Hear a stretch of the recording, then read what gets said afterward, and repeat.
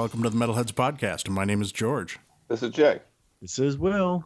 And this is John. And we are joined today by Gage Love from Naeramarth. Hi, Gage. How you doing? Hey, everybody. Good. Thanks for having me on the show. No problem. So, Naeramarth is a one-man project, and you released your first album, The Innumerable Stars, back in October. Yep. Could you start off by telling us a little bit about the project and the album, and maybe while you're at it, throw in some backstory? Yeah.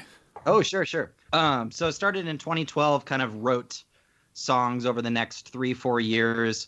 I'm a data analyst for a living, so I kind of like write in the evenings and then weekends, etc. But I kind of wanted to start a progressive black metal project that was going to be a Tolkien-themed project. That's where the name comes. We can get into that.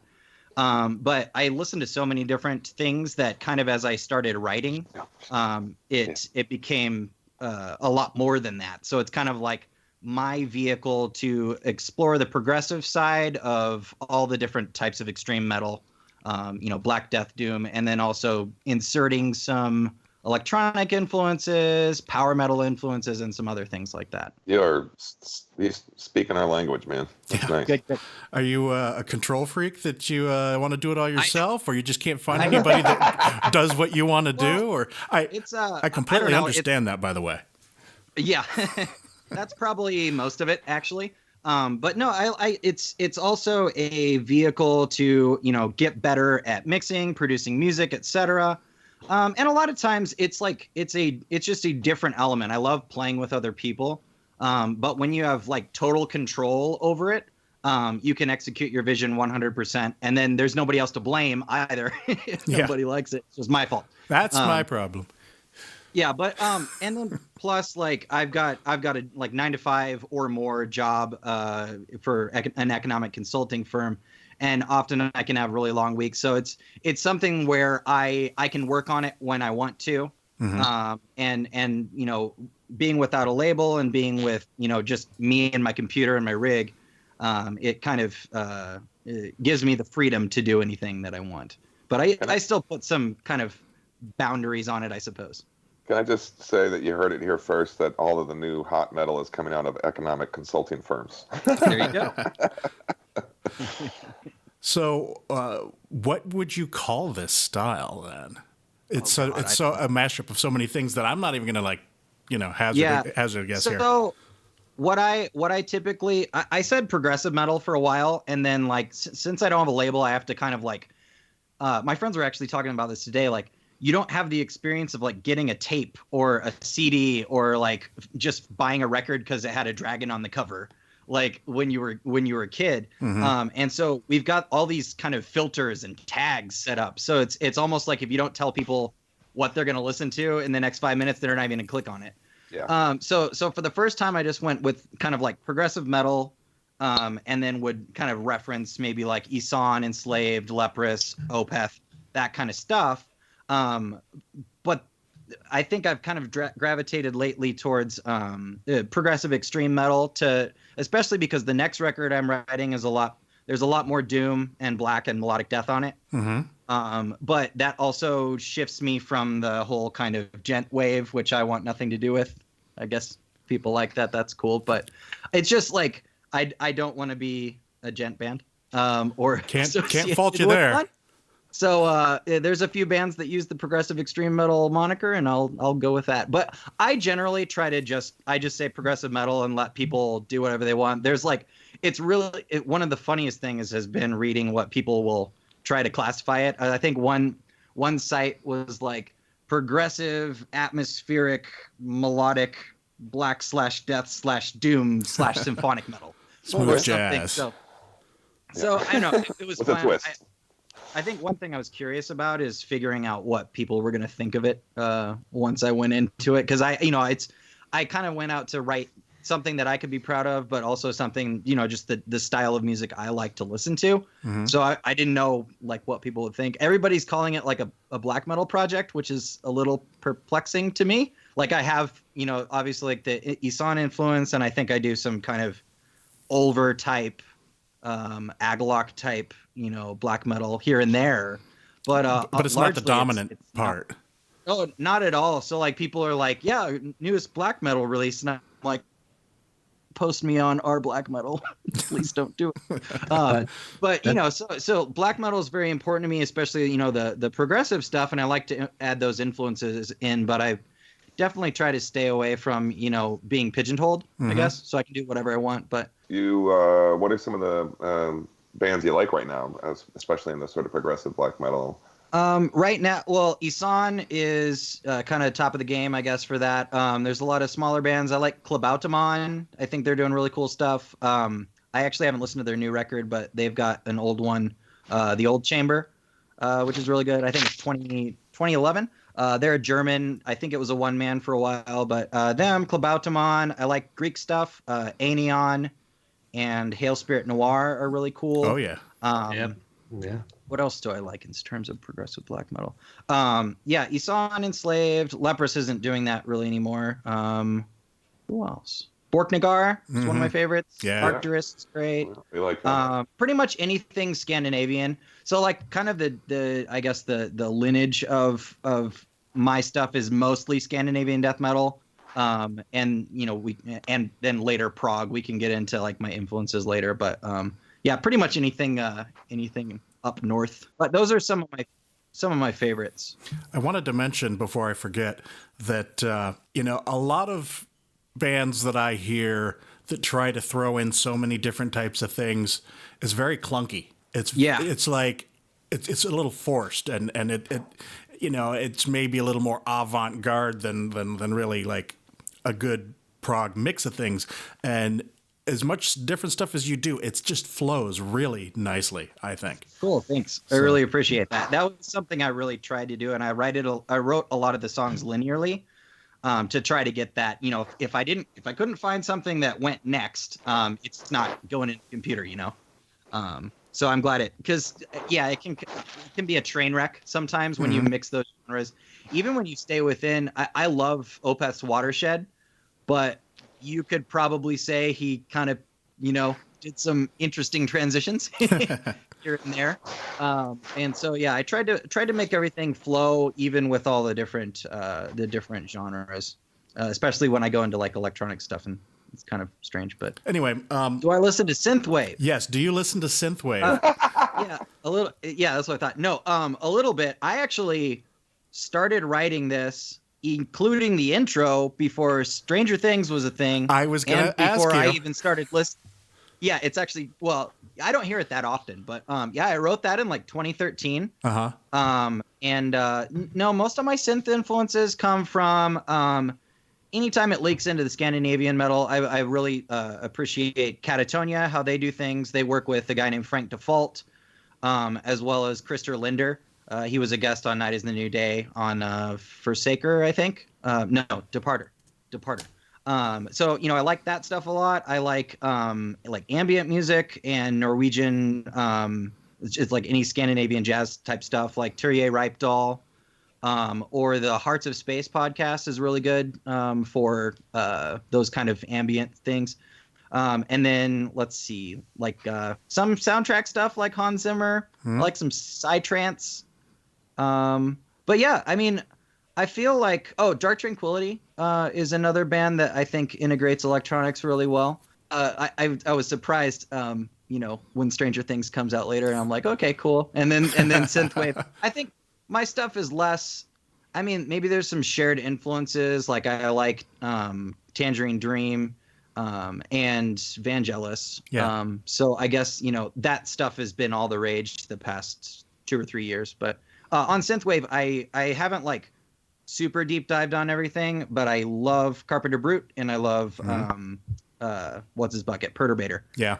He actually came to Salt Lake City, and that was just the funnest time because you get a bunch of like dorky, socially awkward metalheads like totally throwing down on a dance floor. So it was fun. Yeah, I'm the lone synthwave fan on the podcast, and I take a lot of shit for it. So yep. I was like, hey, a kindred spirit. All right.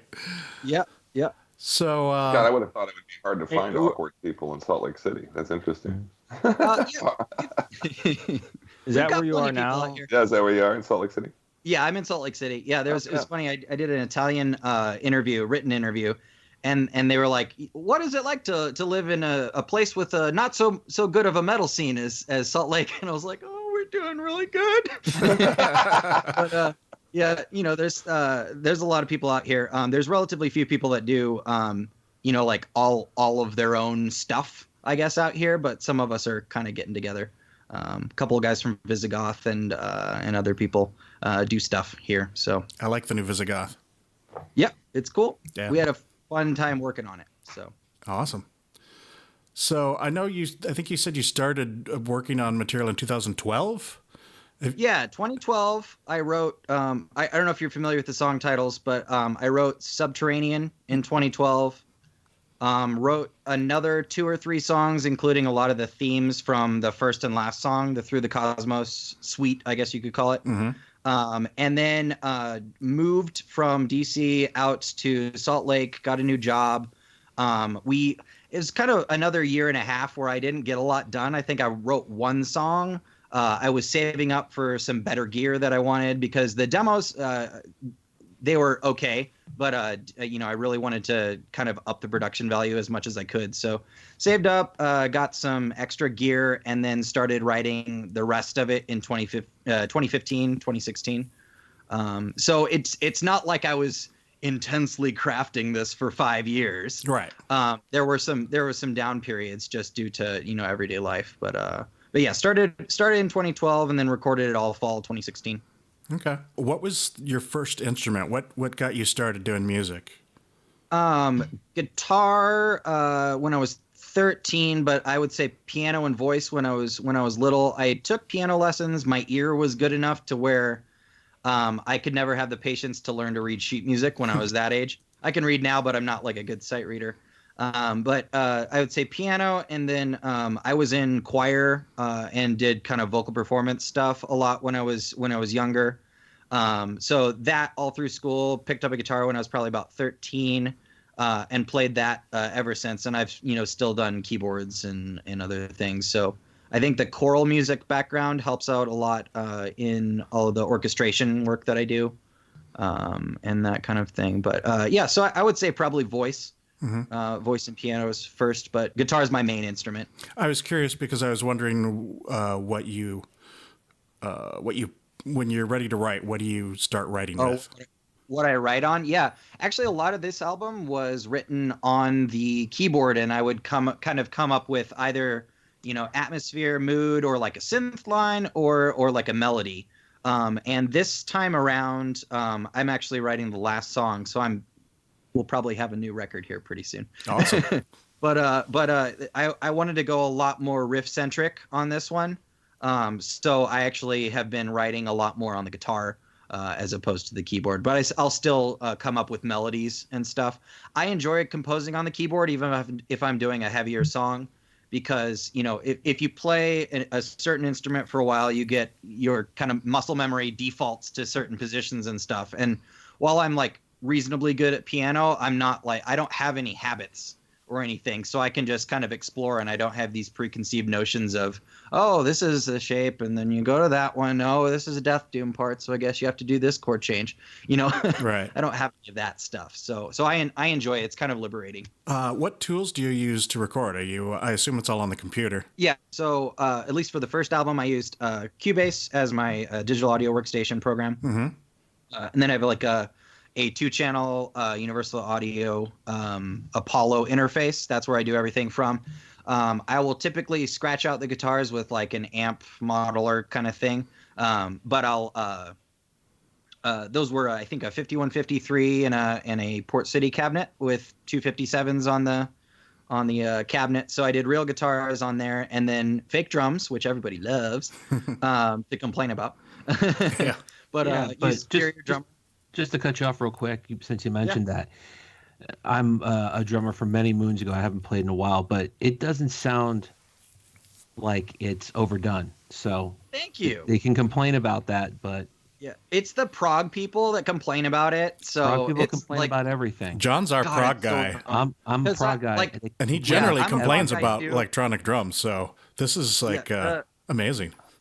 the metal people, like, they don't care at all. They're like, cool, new summoning, great. And then like, so I tried. I'm in this weird place, right? Because I love the extreme metal and I've got that in there, but I've also got the prog stuff in there as well. And that's often two different crowds. And there were reviewers that basically refused to review it because it has electronic drums on it, and I don't think they knew beforehand. They listened on headphones and they're like, I'm concerned about the drums. And so I understand people, want a certain thing, but I'm one dude in a bedroom in Utah, and I can either, send it out to David Castillo to, polish up my mixing job, or I can, have a crappy recording and hire a session drummer. Right. So go ahead. I was going to say, and these are the same reviewers that would sit there and tell you that King Crimson's Discipline's the greatest album ever made, right? Oh, and it's just all synth drums, the whole thing. Yeah. And so they've read, probably reviewed thousands of albums that are electronic drums. But anyway, of course. But I spent a lot of time on them, and I think they sound pretty damn good for electronic drums. So I'm obviously not a drummer, so I'm sure it would sound better if somebody else did it. But I can't tell. I mean, I don't go into the music generally trying to discern whether they're real or not. That one album in particular recently that was quite obvious to me was the new Summoning album. Yeah. And I mentioned on the last episode that I was kind of disappointed in this new album because it kind of takes the listener out of the experience when the whole thing sounds so synthetic. Yeah, that's the difference, though, George. You say you don't look for it, but the problem is if it jumps out at you, then you know. You know what I mean? Right. It's like, Summoning were great back in the 90s because it was raw and it was what it was. And I'm not saying I don't like the new album, but it kind of grates on me that it sounds like somebody banging on a Casio keyboard in his mom's basement. Yeah, you just need to play more JRPGs on your Super Nintendo, man. You'll be fine with it after that.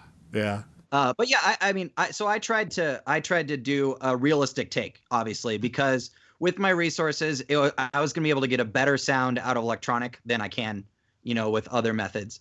And that puts me in this weird place where and the annoying thing is they're like, dude, you're so talented, and it's just an amazing album, and 9, because I don't like electronic drums, or I can't listen to it now. It just really bothers me.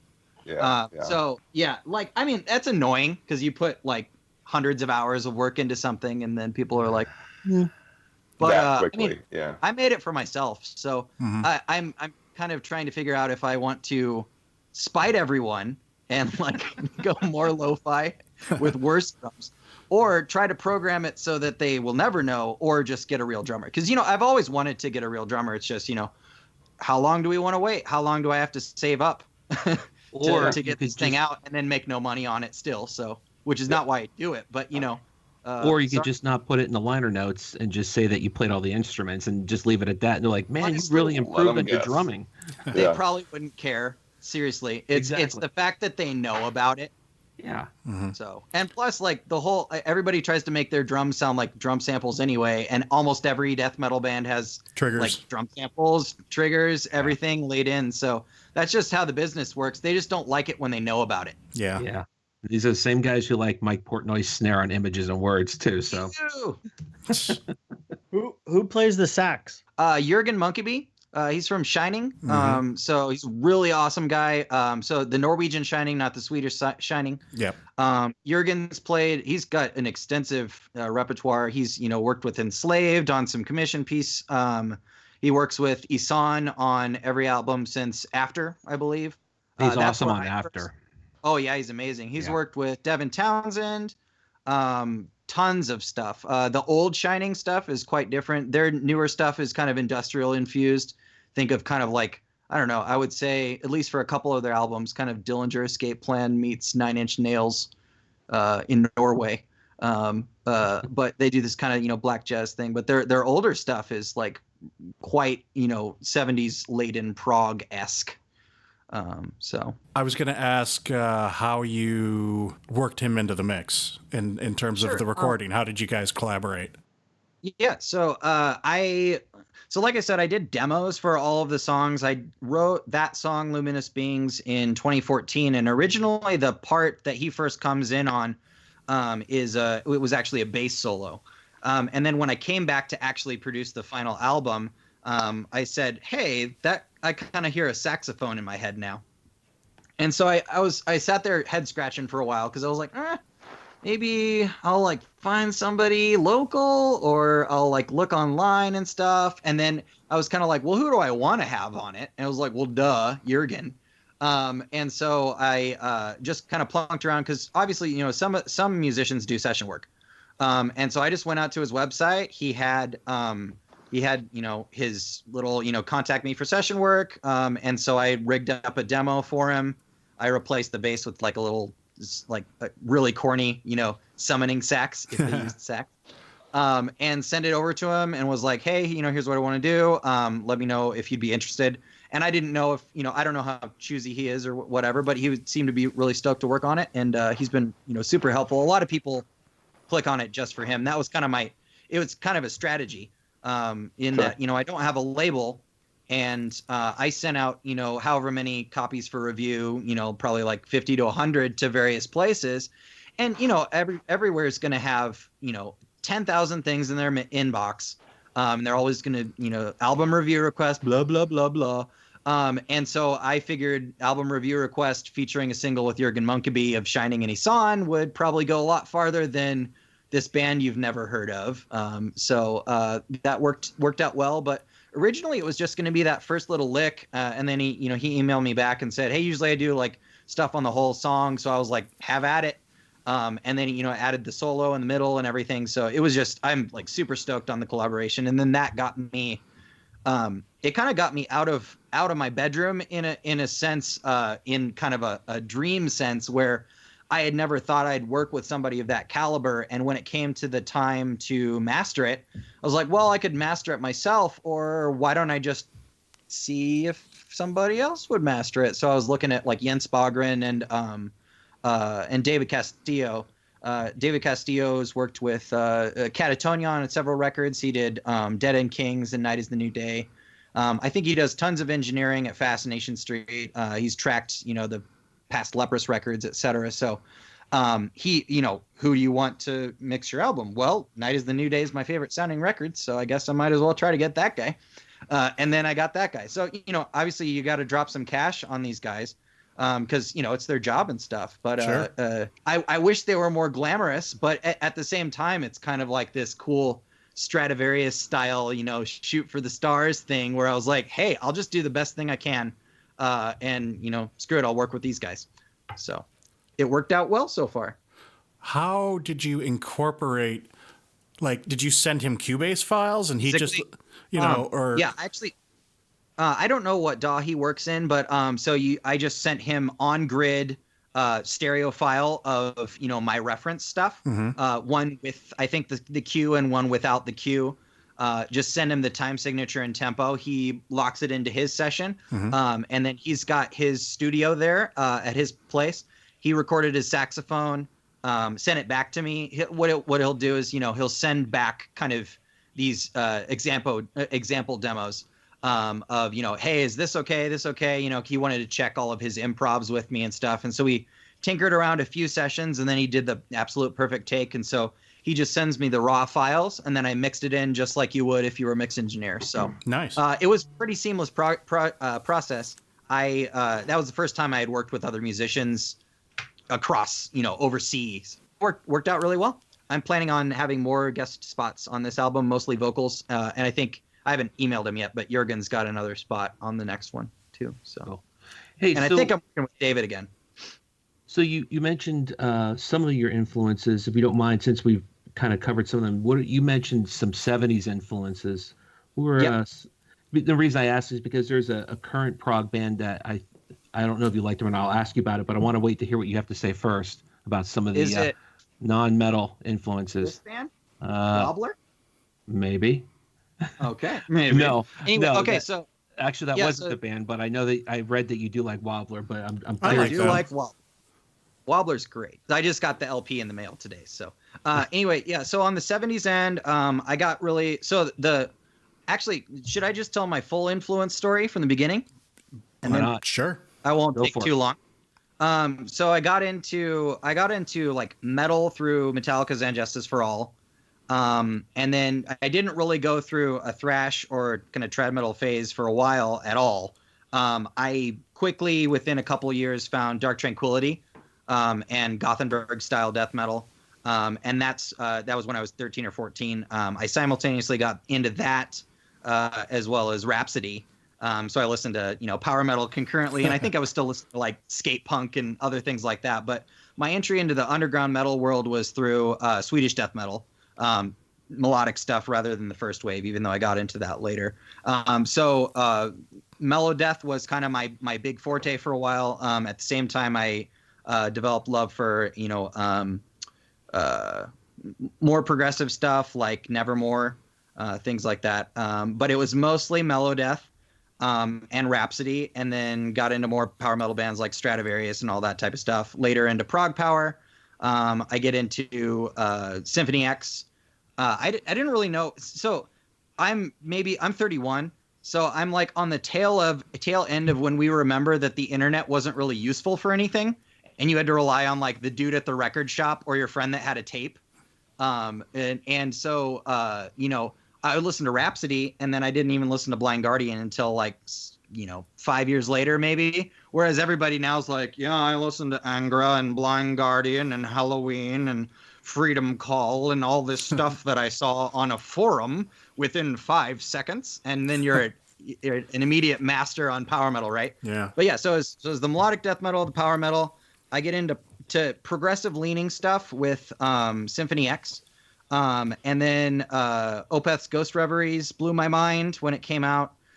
Still didn't really know what 70s prog was, but as I started to get into Opeth, and then Porcupine Tree, Steven Wilson, I was like, holy crap, what is this stuff? And then I go back, and like I knew like Pink Floyd and stuff when I was growing up.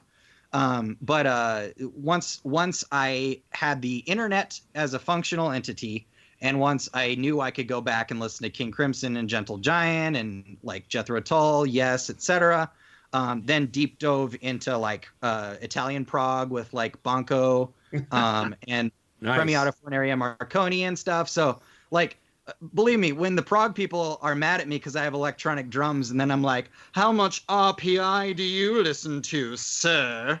Yeah, exactly. It's like, okay, fine. We don't need more snobbery here. Black metal was a little bit later. Concurrently listened to kind of like Death Doom stuff, Swallow the Sun, and I guess the Opethian type stuff like Daylight Dies. Got into that stuff a little bit later. And then black metal wasn't really until about 2011, 2012.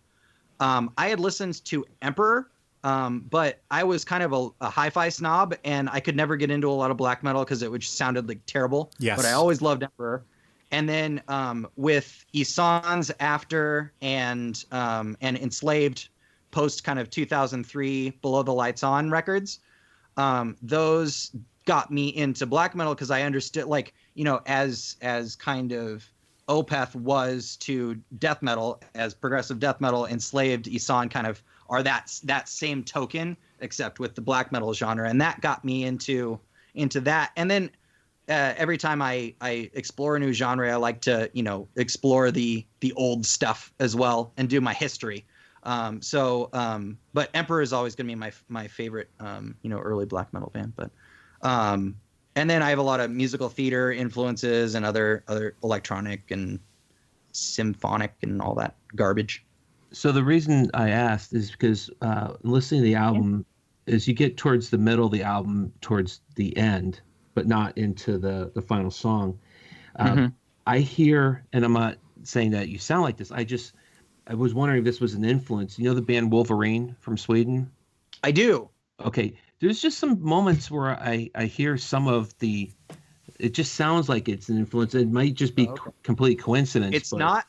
Yeah, I know of them. I think I listened to maybe their last record, like half of it, and I don't really listen to them. Okay. They're a band on my checkout list, but I think it's probably a case of like shared influences. It has to be, because Yep. there's a couple moments I'm just like, wow, okay, I might be the only person who's ever going to mention Wolverine on this podcast ever, you know. I think it might have So, come up 'cause- once. Yeah, because that's cool. you're speaking my language with all the bands you're mentioning right now. Okay, good. We'll be buddies. Yeah. Mostly people bring up. Well, I mean, it's a double-edged sword because to advertise, I used bands that I thought people would like, and then they're like, "Oh, cool. Well, you're just like an American Isan and enslaved and leprous No. and blah blah blah." Which, yeah, Could be worse. I have. It could be worse, right? Yeah. Like, Yeah. I mean, I think I have some very obvious influences here and there, but I try to like mix them in a novel way. And hopefully with the second record, people will kind of understand what is me about the project, I suppose. But yeah, so I forget where I was going with that, but there you go. You know, and you sound like you're a fan also. There's a lot of Oh bands. yeah, I mean, absolutely. I listen to music all day. I'm always trying to like discover new things. So I mean, ever since my buddy gave me a mixed CD with like Punish My Heaven, Dark Tranquility was the first song. It had At the Gates, Nevermore, Nightwish, Meshuggah, bunch of other stuff. Ever since then, I've just been like absolutely head over heels over, you know, the extreme community, etc. And then, you know, once I found prog, it was a whole nother genre for me to kind of delve into. So yeah, I'm foremost a fan. It's why I do what I do. I just want to make stuff that people will be stoked about, like I am. Because how many times I know we've all interviewed some bands at some point somewhere down the line, or we've read interviews or whatever, YouTube or video, where bands say, "Oh, I just don't have time to listen to music. You know, I'm just so busy making my own music." And it's so nice to hear somebody who's made an album. And I know this about you too, Jay, because we talk about stuff all the time.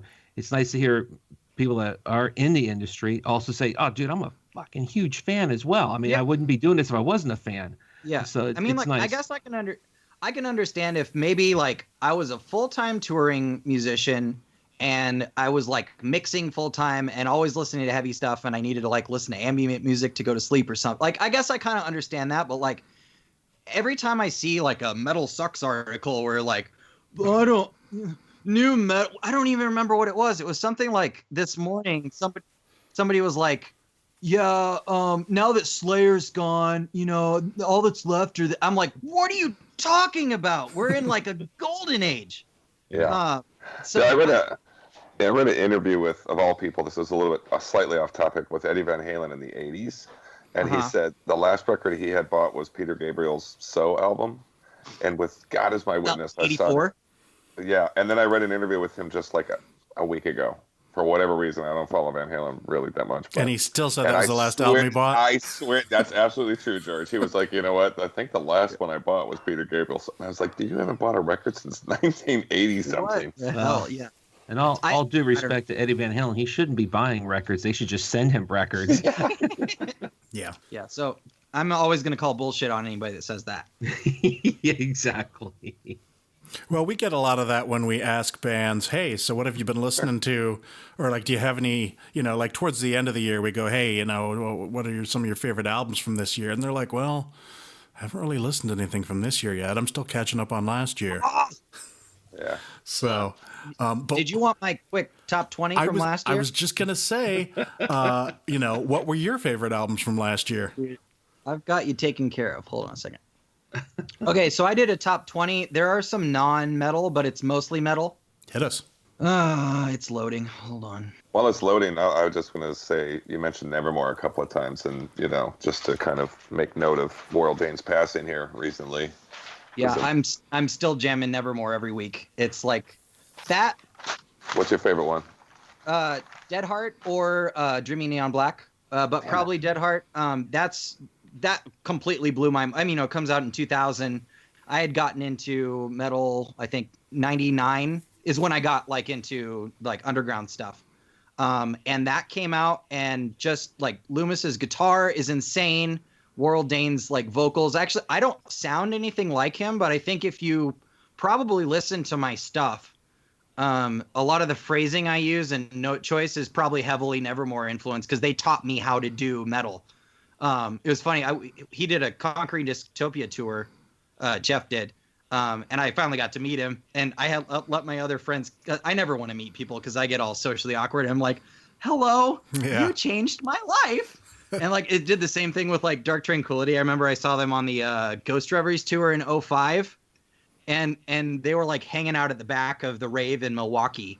And, you know, that was back when, you know, Fiction hadn't come out. And so not many people really listened to them. And so I kind of like, I recognized him in the back and went up to him and was like, you guys got me into melodic death metal. And I'm just this little, you know, 15-year-old kid or whatever. Or I guess that was 2005. So that's later. But, you know, like totally fanboyed. I saw Dark Tranquillity. It was early on. I mean, probably like 2003. I can't remember who they were touring with, but it was at Jack's. And And oh yeah, you would know that, wouldn't you? Yep. And Empire, they call it now. It's gone now. Yeah. Yeah, it's gone. Okay. Yeah. But I went outside, and the Dark Tranquillity singer was on his cell phone yelling at somebody, and I was like, "Dude, dude!" He's a super cool guy. I haven't really talked to him a lot, but my buddy Paul, who did the growls on my record, him and Michael always like hook up when he comes in town, get him beer and stuff. Nice. So hopefully we'll see him next year. Load it. Yeah, let's hear that list. I really tried not to, but Ulver was my favorite record of the year. It's the new. I dig it because I like the style of music, but I'm not embarrassed about it. It's just like, isn't my main record a metal record? But no, it was the Ulver Assassination of Julius Caesar. I listened to it more than anything else. So Ulver, Dodecahedron, Quintessence, they're Dutch kind of avant-garde black death mix. Some of the guys from Exvius are in them. And then I think a few of these guys are in Ulsect. There are a ton of these kind of, what do you want to call them? Like Gorguts, Deathspell Omega hybrid bands now. It's like the new thing. You know, it was Power Violence for a couple of years with like Nails and all the Entombed course. And then now it's kind of still this whole kind of Deathspell Omega, old Gorguts type stuff going on. They're a standout, I think, in that. And I actually hear a lot more Enslaved than I do the other type of stuff. But them, and then Dreadnought, Waken Sacred Waves, amazing record. They're really cool too. Kelly is probably going to be on my new record. We can talk about that later. And then Arca. Wobbler. Wobbler was my number 4. Arca is a Venezuelan producer, electronic music. He worked with Bjork on her last album, Volnicura. Last album, Volnicura. And then her new album, he also worked on as well. Cool. That's a really cool, weird album. Then Pelorian, that's the, what do they call themselves? Dark metal. Now, that's the other new thing, by the way, I've noticed is dark metal. Maybe I'll go with that. We'll see. Which is just them being more straight ahead black metal than Agalog, right? Yeah, exactly. I actually like them a lot better than Agalog. Agalog can get a little bit boring to me, but I like the mantle and stuff, so that's good. Septic Flesh, Codex Omega. I was not expecting to like that as much as I did. I really like new Septic Flesh, but you know, I was like, there's usually 2 or 3 or 4 songs I'm stoked about on the record, and then I kind of lose interest. But this one, the more I listen to it, I love it. More obscure one here, Inferno, Gnosis Cardius of Transcession and Involution. They are a Czech, they used to be kind of like a Mayhem-inspired black metal band, but they are, I would call them psychedelic black metal. Oranzi Pazuzu? Oh, yeah. So they're way more black metal than Oranzi Pazuzu. Imagine like Oranzi Pazuzu with an insane black metal drummer. There's even times where I'm like, this kind of sounds like Porcupine Tree with blast beats. Yeah. So we love them, but... Well, they're on WTC Productions out of Germany. They're a good black label. Oranzi Pazuzu is sort of a podcast favorite. Yeah, sweet! I love them. We My actually wife got a does chance too. to see them. Yeah, we saw them at Death Fest last year. Death Fest, yeah. Oh God, that would have been amazing. I considered going to Death Fest to see them. Yeah, it was good. That made the trip for me, definitely. Yep. That one, Foscor, Les Irreal Visions. I don't know how to say that. They are a Catalonian band. So that's, I believe, the Catalonia region of Spain, by Portugal. They sing all in Catalonian, which is really cool. They're kind of one of these dark metal bands. They used to be a black metal band. And then kind of injected a bunch of these other influences in. I guess there's a little post-black kind of in there, but I love them. They're definitely not one of those gaze bands. But the vocals are amazing. So I'm going to sound like a super elitist prick, aren't I? No, you're not. Well, to be honest with you, inside joke. Catalonians are kind of super elitist, but I'm just joking. Oh, good. Yeah, I am. He's rich in Catalonia, separatist thing. Yeah. I like to think I'm like an elitist with a good heart. A well-intentioned elitist.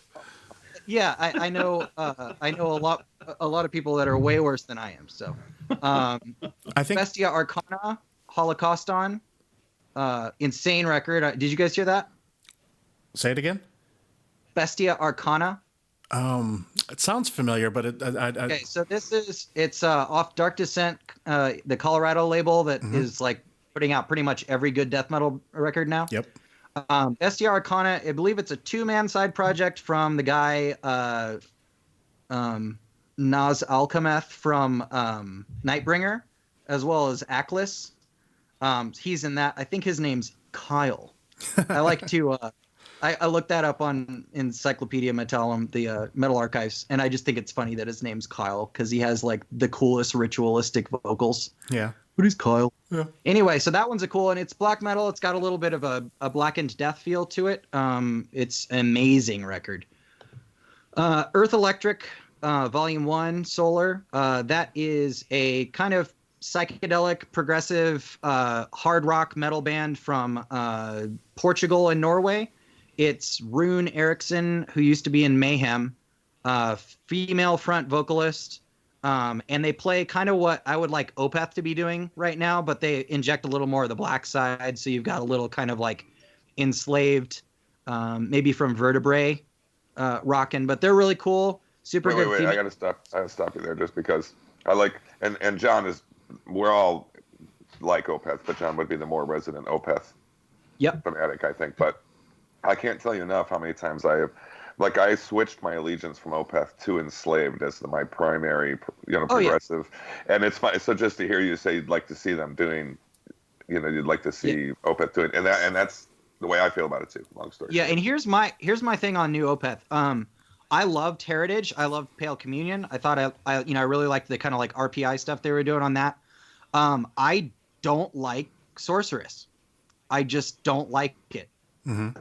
It's kind of boring. I think that what's the song? Strange Brew. My wife helped me out. Strange Brew is amazing. I don't hate it. I was kind of expecting this really cool, obscure forest prog kind of thing from them and didn't get it. Yeah. So, I mean, I stayed with them for a very long time, and like I said, I didn't hate it. But now I'm in the camp where Opeth's coming out with a new record. Okay. I'll listen. I'm of course going to listen to it when it comes out, but I'm not like every time Enslaved puts out a record or Isan puts out a record, I'm like, oh, sweet. What are they going to do next? And Opeth now I'm like, okay, well, I just hope it's not bad. Yeah. What did you think of the new Enslaved? Because it was number one. I actually loved it. I liked In Times a lot, but I didn't quite like it. I didn't think it was as strong as everything else they've done since 2003. Like literally every record they've done since then. I love every Enslaved record, period. But everything from Below the Lights On, I think, has been like nigh unto masterpiece, basically. But yeah, so with the exception of Now Fear Bleeding on In Times, which I think is one of my favorite Enslaved songs, this one, it took me a little bit to like digest it, and then it like super clicked. And I think a lot of that had to do with probably hindsight. I love that song. But even, what is it? Feathers of Ale, that weird kind of the song in the middle. and Axis of the Worlds, which is that like weird fucked up Norwegian blues, I guess. It was kind of like, what is this? And then I love it. So Me too. I love it. That was a grower. It didn't blow me away. Based on my list. We're gonna get to it down here. But super solid record. I love it even more every time I listen to it more.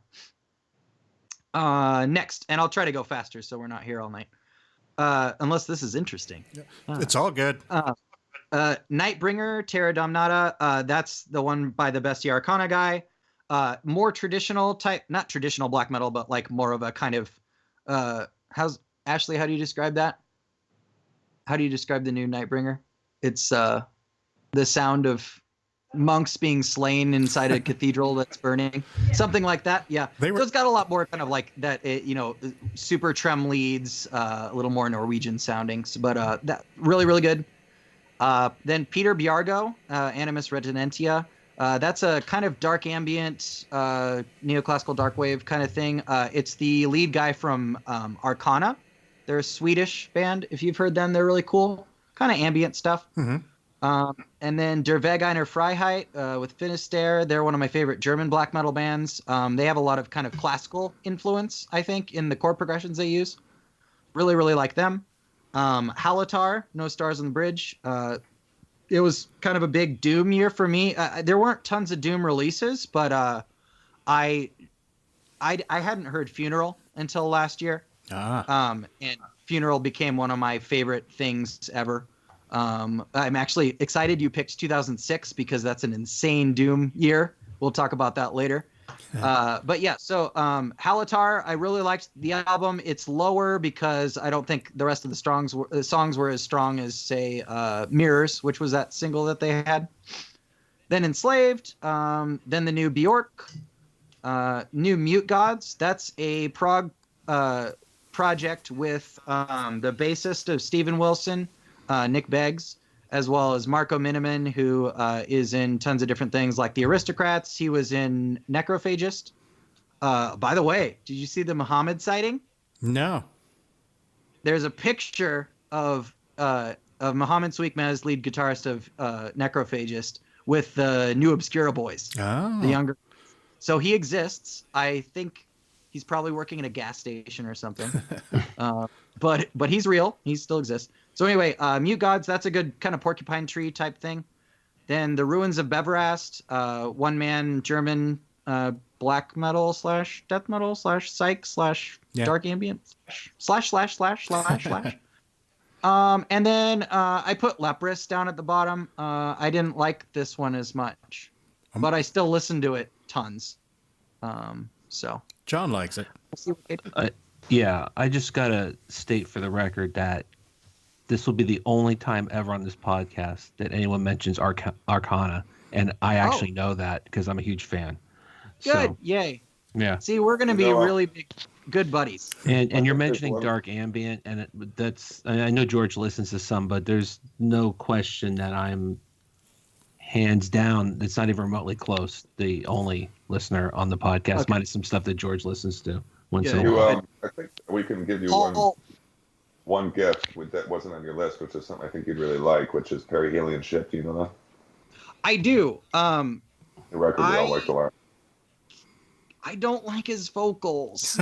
You try the new one? Yeah, I've listened to it. I got the high DR version. I like them a lot, and I'm still planning on going back. They're a band where it's like on paper I really like them. I really respect what they do, and they're like kind of we're in I think the same kind of movement, I suppose.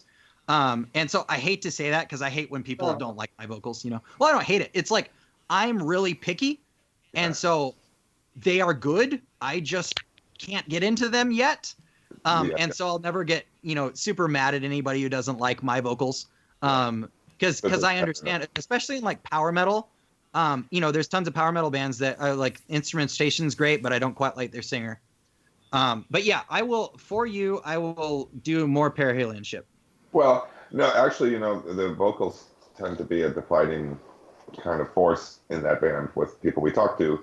Up to and including the band, and we all liked the first record, but we all loved the new one because we felt that actually the vocals were actually much improved on this one. So I'm I agree. And that was my top 20, so we're done with that. Excellent. You're all free of my grasp. Well, no, I was going to say I am actually. There's things on there that I didn't know, and so I actually have some stuff to check out. Usually, we're the ones telling everybody what to check out, and it's nice because I'm always looking for new stuff. So, thank you. Yeah, there are a couple on there, especially Inferno. Especially, nobody knows about that. Mm-hmm. I'm not saying I'm so cool because I know Inferno, but it's like I was surprised that it hasn't gotten more traction than it did. There was another release on WTO. It's Sharimath. They're a kind of, I guess you would call them ritualistic death metal from Norway. I would definitely check that out. Maybe I'll Facebook that to you so you don't forget about it. Cool, thanks. One thing that we mentioned way back at the beginning and did not cover was the Tolkien story behind the name. Oh, great, yeah. So the Tolkien story behind the name. So there is a chapter in the Silmarillion called Of Turin Turambar, and has also been published in a kind of complete form as The Children of Húrin. I think that came out in like 2009, 10, 11. Christopher Tolkien kind of like edited it together. Anyway, it tells the story of Turin Turambar, who is this cool kind of brooding man who goes on a bunch of mishap adventures. Tons of bad stuff happens to him. He's got this sister who eventually gets her memory wiped, basically. They meet years later. They get married. Neither of them knows this. There's a dragon curse, basically, on them. A bunch of awful shit happens. And then she eventually, Turin kills the dragon, or Niniel. Her memory comes back. She realized she married his brother and was pregnant with his child. Whoops. And then decides to jump off a river chasm and kill herself. And so the location that happens in is called Kabed Naeramarth, which is like Sindarin Elvish for the leap of dreadful doom. And so Naeramarth means dreadful doom. You'll recognize Amon Amarth. Yep. Sure. Oddly enough, they took their name from Tolkien too. That's the name for Mount Doom. Yep. In the same language, but that Amarth is similar. So when I really first started it, it was going to be a like very moody progressive metal progressive black metal with some death doom influence type stuff. And so I picked that. Dreadful Doom sounds like a good thing for that. And I being at home in the black metal aesthetic or community or whatever, I guess that's kind of what I gravitate towards. But obviously didn't want to make a summoning worship band. Sure. Because it's not what my thing is. But so that's where the name comes from. And then from now on, all of the records are going to be Tolkien themed. This one doesn't. The Kabed Naeramarth is technically Tolkien themed. Subterranean is technically Tolkien themed. But pretty much this record turned out to be this kind of like space opera type of thing. But yeah, the upcoming stuff, and I don't know if you want me to talk about the new record, but it's all going to be Tolkien themed. That was my next question. Was sounds like you're in the thick of it. When do you think that'll be done? I'm hard at work. So I am trying to write the sketch for the last song now, and then I'll look at the track length. I'm looking to make something around 42, 43 minutes as opposed to a big 60. I like albums that are between 40, 45. They've got a lot of nice repeat playability, and they don't feel as overwhelming. Mm-hmm. So I think I've got that. I've got 7 songs right now, so I'm doing a little bit different this time. Normally what I'll do is I'll write a song from start to finish and almost like finish it to record quality as I go through it, so part to part to part to part.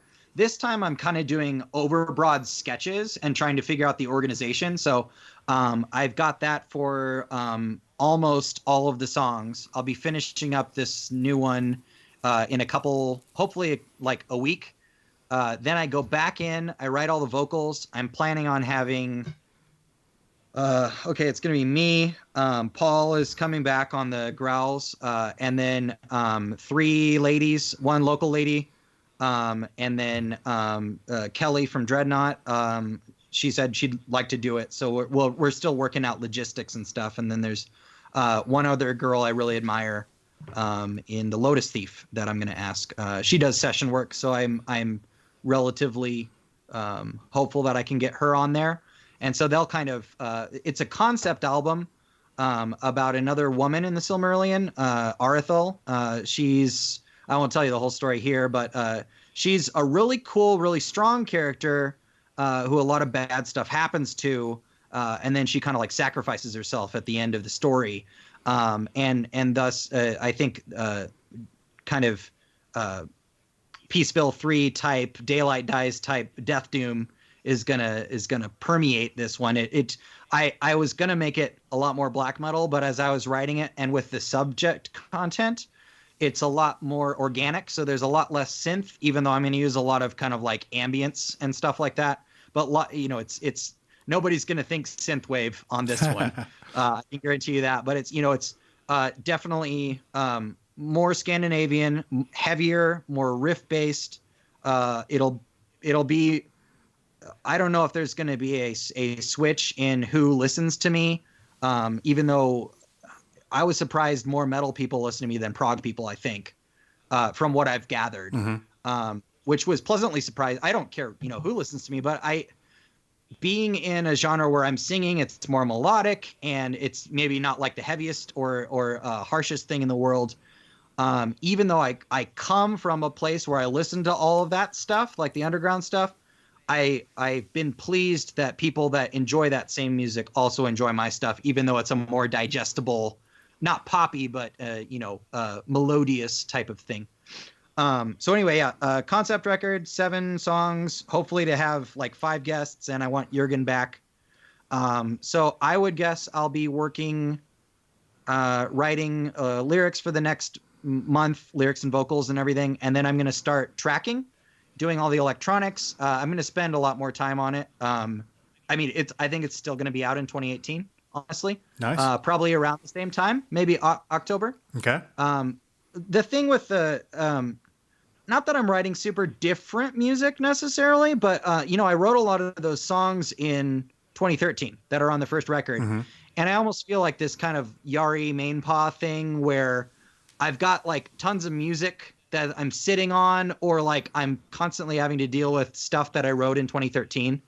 I'm not ashamed of it or anything. I love it. It's just I'm excited to do new stuff. Yeah. Because I had been working on it for a long time, really wanted to get it out. And now I'm excited to where I can like release a new piece of music that I wrote in the span of 3 or 4 months. So I'm really stoked about that. Hopefully I haven't really done much like label pushing, but it might be nice to get at least like some label help especially for overseas distribution. As well as, physical copies and stuff, because I can only afford so much on my own.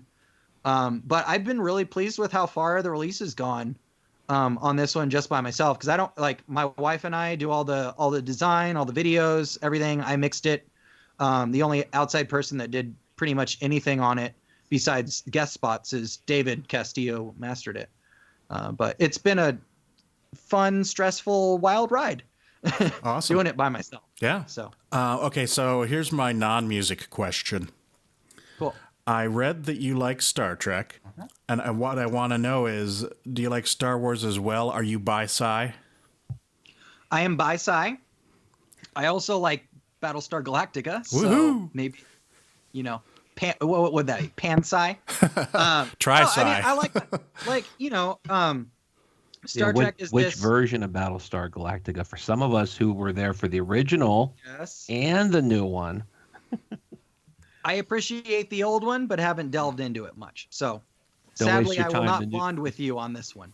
No. Don't waste your time. The new one blows it way out of the water. Yeah, it's really good. These guys are all Star Wars fans, and I am, of course, a Star Wars fan as well. Yeah. But I'm also a Trekkie, so. Yeah, I love them for different reasons. Like it's like different genres of metal. Sometimes I'm in a death metal mood. Sometimes I'm in a funeral doom mood. But my first love was Star Wars for sure. Like I used to be like, my best friend and I growing up would, spend all of our classes drawing top-down battles I like spent hours and hours playing like X-Wing and Dark Forces and stuff. So I, grew up on that stuff. I was the kind of kid that knew how many ion cannon pods were on a Imperial class Star Destroyer. So like, what's your take on Last Jedi? I actually kind of liked it. It has its problems. It was too long. I think the middle, the kind of Poe and the casino thing could have been cut out altogether. Yeah, they could have cut that down a lot. That drug a little bit, but on the whole, I really liked it. Like, I guess I understand some people that are like, Luke Skywalker would never do that. That's not my Luke Skywalker. He doesn't give up. But I'm like, okay, cool. Like, at least this is something interesting. And I think they could have even delved into the more kind of like gray area of the Force even more. Because it's like they touched on these themes of like, Luke essentially says, we humans are not meant to control the Force. It's lucky that we can even do anything with it. And I think human nature is perhaps such that we are not ready for this gift and need to put it down. Mm-hmm. And I think they didn't even hit those home as much as they could. But I think here's my other take on it. I liked Force Awakens, but it was lazy. It was basically, let's get some news story and then tack it on top of A New Hope. And while I think it was well done, it was a really safe move. And I think Rian Johnson did the most interesting things he could with what J.J. Abrams set up. Fair enough. I think if J.J. Abrams didn't exist, he would have done something far different. But I think given what he had to start with, he did the best he could. And the whole Snoke thing and Rey's parentage, I loved those because I hated that Snoke was a character. Boring, predictable thing if, Rey's parents were, whoever. Yeah. So I liked it, not without its problems, but then, and all the alt-right guys are really mad about it. So that makes me happy. So. All right. New Star Trek's not bad, actually. You mean the rebooted movies? No, the TV show. Enterprise. Yeah. It's getting more Star Trek as it goes along, but it's still kind of Star Trek Galactica. Have you been watching it? Discovery. I have Discovery, yeah. And I have not watched it because of CBS being dicks about how they're presenting it. It's so stupid. So I'm like, maybe I'll rent it sometime or something, but I'm not paying extra just to see Star Trek. Oh yeah, screw that. No, they should not be rewarded. Yeah. I'll check it out at some point, but. Yep. All right. Well, before we move on to the rest of the episode, where can people go find Naeramarth, music and merch? Sure. So I've got, and actually I've got a sale going on. So my main thing is through the Bandcamp. So it's like Kabed Naeramarth at bandcamp.com. You just type in Naeramarth in Google and you'll find it. But I've got a Facebook, Instagram, can you please Bandcamp. spell that? And, the whole thing. CABED NAERAMARTH. Trust me, there's a bunch of listeners right now. They're like, I'd go look that up if I understood it all. That was a good pause. Yeah. Yep. And we love Bandcamp, so. Everybody got it?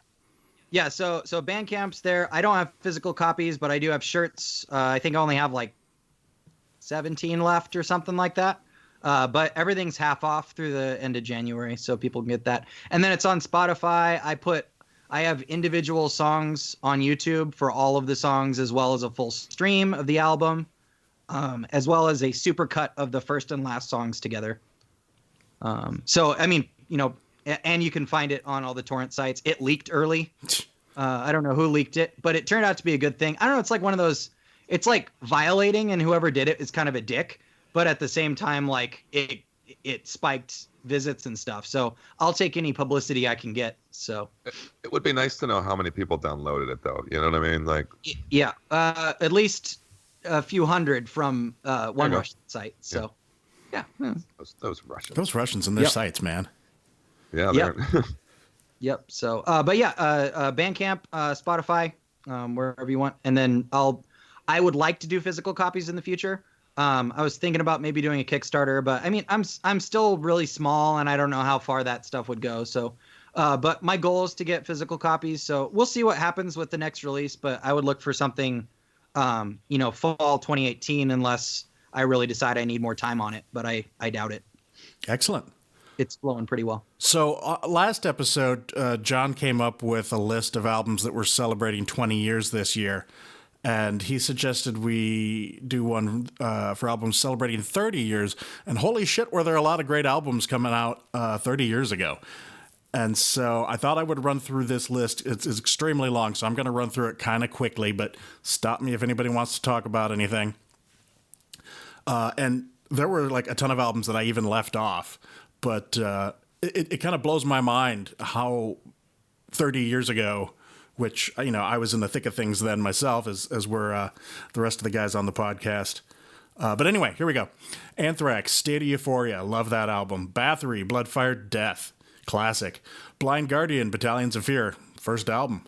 Bolt Thrower, also their first album. In Battle There Is No Law. Carcass, Reek of Putrefaction. I can't even say that. Coroner, Putrefaction. Thank you. Coroner, Punishment for Decadence, the self-titled Danzig album, Death, Leprosy, Death Angel, Frolic Through the Park, Iron Maiden, Seventh Son of a Seventh Son, King Diamond, Them, Manowar, Kings of Metal, that might come up later, Megadeth, So Far So Good So What, I saw them on that tour. How old am I? Metallica, At least 30. At least 30. Or at least, 31. Yeah. Metallica and Justice for All. Saw them on that tour as well. Actually, I saw Anthrax on their tour. Anyway. Where are we? Okay, Nuclear Assault, Survive, Queensrÿche, Operation Mindcrime. Saw them on the Metallica Justice tour. Riot, Thundersteel, such an amazing classic album that's not enough people listen to that album, and they really should. Sanctuary, Refuge Denied, my first World Dane experience. Saw them on that tour. Slayer, South of Heaven. Stop bragging. Sorry. Testament, The New Order. Violence, Eternal Nightmare, and Voivod, Dimension Hatros. What a year. Holy crap. That's a crazy year. Yeah. I mean, the big four are all represented there in that year, in that 1 year. And that was the summer before my senior year in high school. I remember South of Heaven coming out and them and everything. Long story short, I remember that year very well. It was also at a kind of a key moment, in my life. I also remember Jimmy Page's solo record came out that year for whatever reason, and which I really liked at the time. So I spent the summer listening to them, South of Heaven, and Jimmy Page's solo record. Right on. George, I would even... Which is a great record, if you've never heard it. I'd take it even further and say, not only is it the big four, but then it's the next level of American thrash bands with Death Angel in there, Testament. And, Testament. Yeah, there was no Exodus. That was the one thing. I was like, there's no Exodus that year. So, yeah, it's pretty much a California plus Anthrax thing on there, wasn't it? Yeah. Mm-hmm. I think the New Order. Violence is on there when Rob Flynn used to be good. Yeah. Sorry, what were you saying, Gage? Oh, I think the New Order is the best out of those records. I wish I had heard that instead of Metallica when I was... I mean, I love the And Justice for All, but, I didn't hear Testament until later, and that would have just blown my mind from the very first song if I had heard it when I was 12. Yeah. I have to say I was looking through this list, and I bolded the ones that I actually own. And I was like, what is my favorite album out of all this? And it's a close between Death, Leprosy, and Testament, The New Order. Mm-hmm. Testament, New Order is just an unbelievable album. Yep. And I have to probably give the nod to Death, Leprosy, because that was like my gateway drug into death metal, and it's a perfect album. I mean, as is Testament, but man. Yep. Yeah. And I'm saying that over Slayer, South of Heaven, by the way. Yeah. Will's a bit of a Slayer fanatic. All right. I had kind of switched my allegiance to Death at that time too, though, Will. And actually, I had Scream Bloody Gore the year it came out, because I think it had a sticker on it or something that said, if you like Possessed, you'll like these. And I was like, okay, I'll check it out. Yeah, I have the cassette. As much as I liked South of Heaven, Death was doing something I liked more than South of Heaven. So I actually liked Leprosy better than that record too. What's everybody's favorite Death? Leprosy. Yeah. He's overall, Will? Yeah. Yeah. I got Everybody? for a second. Somebody else go first. I don't know. I mean, it's Symbolic has frequently been the one I go back to. So I guess I would have to go with that. Cool. Human. Me too. That's a good choice. I believe it or not, I probably a tie for me between, honestly, Scream Bloody Gore. That's what I was waffling on. And then, as weird as this seems, I'd go all the way to the end and say Sound of Perseverance. As much as I like all the other ones, and I understand Human for like the groundbreaking thing it was, and Symbolic has some of my favorite songs on it, but on the other hand, you just can't stick your hand in the bucket and pull out a bad one. So Exactly. Yeah, it's That's kind how of a it trick works with those question. guys. Every album should be your favorite. So yeah, exactly. All right, why don't we move on to the news, grim as it is.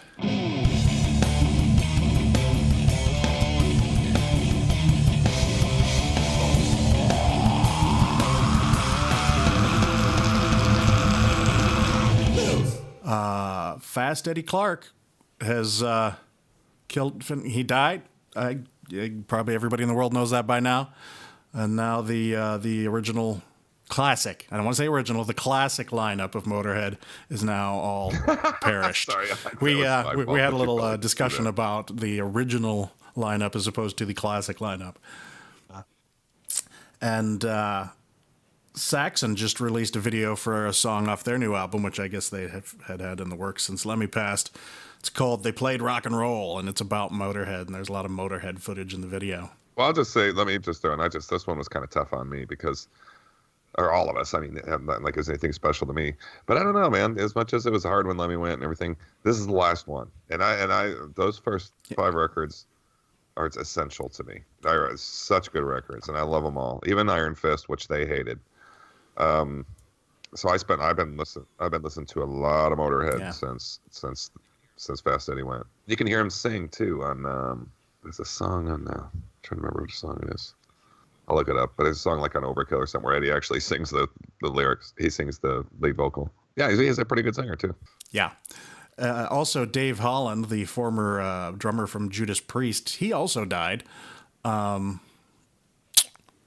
I don't know. They've been saying good things about him, but he was sort of his time with Priest ended in a very sour note, to put it mildly. Actually, what was the sour note, John? I didn't know why he left or how he left. Well, no, I mean they switched drummers, but right after that, I don't know how many years after that he was accused of. Oh yeah, that was only a few years ago, believe it or not, 5 or 10 years ago at the most. Well, he served time, as far as I know. Well, it was some kid he was teaching drums to, and he had some sort of impediment. I don't remember if it was mental or physical. Right, but I think Dave Holland served time for it, though, didn't he? He did. He probably did, because that kind of rings a bell, though he was out when he died. Right. I thought it was interesting that both Priest and KK Downing both made statements, and they both were sort of like, look, maybe some weird stuff happened. Just so you know, though, the Dave we knew he was there at an important time. So they were pretty okay statements without touching the hard stuff, But he's on arguably their most successful records. Yep. Not even arguably. I mean, he is. I don't know if Will can talk any more about this next one, but I saw something that said that the Baltimore police have made an arrest of the first suspect in the murder of Reverend Jim Forrester. Have you heard anything more about that, Will? No, I mean, just same thing you probably heard. Just that they got the one of the people. There's 2 people they have on camera, and they got one of them, and I'm not even sure which one it is that they got on the camera. But yeah, Reverend Jim Forrester, who was the bass player in Foghound, Serpent's Secrecy. So he was killed. I'll repeat it all over again. But he was a tattoo artist up in Baltimore in Fells Point, and he was just standing outside his tattoo shop, talking on the phone to his wife, and some fucking punk just came up or 2 punks, whatever, just came up and shot him right in the chest, and he died talking to his wife on the phone. So there's huge shout out to Oliver Ailes up in Baltimore. All of our friends, Steve Jones, is just going above and beyond to raise money and for his family, for his costs, and so yeah. But if you go on Bandcamp and you look up Foghound, Foghound, and there's a song on there called "Keep on Shoveling," which is about Jim's previous, battles with health issues before he was killed. It's Name Your Own Price. Just pay $50 for a fucking song. It's a great song, and money goes to his family. Yeah, it's hard. It's a tough subject for me because I fucking hate Baltimore. Baltimore should be nuked. Yeah. If North Korea has their ballistic missiles and they can reach the United States, just hit Baltimore. But not on MDF weekend, please. Yeah. Yeah, not on MDF. All right. In more wonderful news, Slayer have announced their farewell tour, and I say that sarcastically. That kind of did Slayer start something here? Because it's like 14 other bands announced their final farewell tours right after that. They're like, fuck it, Slayer's quitting. There's no We're all quitting. no point in the rest of us doing anything. Say what you will, but I was a devotee up through Rain and Blood, basically, and then still like them after. But those I mean, I was hyper focused on them for a few years, in the early '80s, and but I still like having them around, and I didn't really realize that this was going to kind of depress me until they announced it. Now I'm just sort of like, I might have taken them for granted. You know what I mean? A little bit. I was at Olive Garden the other night. I was picking up a takeout What order. are you doing at Olive Garden? Hey man, my wife wanted Olive Garden. All the salad and breadsticks you can eat. Well, Yeah, except in takeout, it's not all you can eat. They just give you a set amount. But anyway, I'm sitting there at the takeout window there, waiting for somebody to come and give me my food. And I'm wearing I'm not wearing it now, my Testament hoodie. And so many people talk to me about while I'm wearing this thing. I get so much mileage out of it. And I'm sitting there, and this woman, probably late 30s, early 40s, who worked there, just like comes up on the counter and puts her hands down, and she's like, "So you going to see Slayer?" And I'm like, "What?" And she's like, "You're going to go see Slayer. They're retiring." I was like, yeah, blah, blah, blah. And just had this random conversation with a stranger about Slayer. It was pretty cool. I last night I bought tickets, but it was weird because I think the minimum amount of tickets you could buy was 2. So I have 2 pit tickets. Was it a for free Slayer or something? I don't know. I don't know what it was. It's just, but you had to buy 2. So I have 2. That is weird. Pit Hey, tickets. Will, did I ever tell you how much I like you? Yeah, well, visit my glory hole in Anacostia more often. And, You get yourself a ticket, buddy. hey. So, By the way, feel free to chime in, man. Your voice is most welcome on any of these news stories or anything. So knock yourself out. Cool. Yeah. I was gonna make a Sloth of Heaven joke about the glory hole, but That's good. I like that. Satyricon has also announced a final U.S. tour. Now, this doesn't mean that they're stopping. They just said that they don't think they're going to be making any more trips over the ocean to the United States. Luckily, I have tickets to see them at MDF this year, so that'll be good because I saw them once before, but they played an abbreviated set due to technical difficulties. And so I'm happy that I'll get to see them one more time while they're here. they And seem. by the to way, have- I looked up Maryland Death Fest, and it looks like the best day to go is Thursday, Friday. I'm going Thursday, Saturday. What's on Saturday? Satyricon, Dodheimsgard, I forget who else. Those are the 2 main ones that I'm going for. Cool to see. Yeah. And Thursday, of course, because Chemis is going to be there. And Yeah. we love Chemis. Hello. Friday So- is Bloodbath. I've seen Bloodbath. They were at MDF just a couple years ago. Well, I didn't see them. I've never seen them. You suck. Well, I do suck in the glory hole in Anacostia. Yeah. Well, I had to pick the 2 that were most important. If you guys are going on Friday, and if I can make it, I will try to go then as well. I'm planning on it because Blood Incantation is also playing. Yeah, on Friday. I'd like to They see on them. Friday? What's that, Will? Is Blood Incantation Friday? Yes. Yeah. I'm you looking seen them Thursday, live? Friday. No. They're really good. Yeah, they came here. And then they've got that new band, Spectral Voice. Yeah. I think about half of them are in that one. I wanted to like that more than I did, but I really like it. So I wasn't You'll keen have on the fun. production of the Spectral Voice album. Yeah, that's one problem with like all the Dark Descent stuff. Is it like kind of sounds like it's in a cave, Yeah. and not necessarily in a good way. Holocaust on, by the way, the Bestia Arcana one has amazing production. So Good to know. Permanent Man and Spectral Voice are going to play Atlas the day after Decibel Metal Beer Fest. cool. By the way, Chemist is recording, right? Yep. Yep. They'll have something right out now. in the spring or early summer, like June maybe. Cool. The Bulletin of Atomic Scientists has set the doomsday clock to 2 minutes to midnight. Cue the Iron Maiden. 2 And minutes. yeah, it's like cool and metal, but then you think about what that actually means, and you're like, oh shit, that sucks. So yeah, thanks. It means fucking nothing. Yeah, well, Yeah, It- I'll buy that. That's a reasonable. all right, assessment. yeah. So Cynic released a new song called Humanoid, and I know John's listened to it. Yeah, I actually think it's pretty good. I like Yeah. it. So Me too. they got a new drummer in the band now, and they used the line, well, he's energized the band, and okay, whatever. I mean, Sean Reinhart was a pretty good drummer too. Basically, what you're saying is there's harmony in the band now. Nobody's fighting with each other. So, and Sean Malone's still with them. So I'm jazzed for a new album. I'm looking forward to it. Me too. I didn't think they were going to go heavy again. It's not the heaviest thing in the world, but I thought they were going to go into just kind of like soft psych stuff. But No, but it definitely has a feel of the first two albums to the musical side of them, not the vocals, which I'm fine with them not doing the death vocals or the voice recorders, as long as they play something like the early stuff. I like the last album too, but I thought it was decent. It's a good, nice surprise for this year. me too.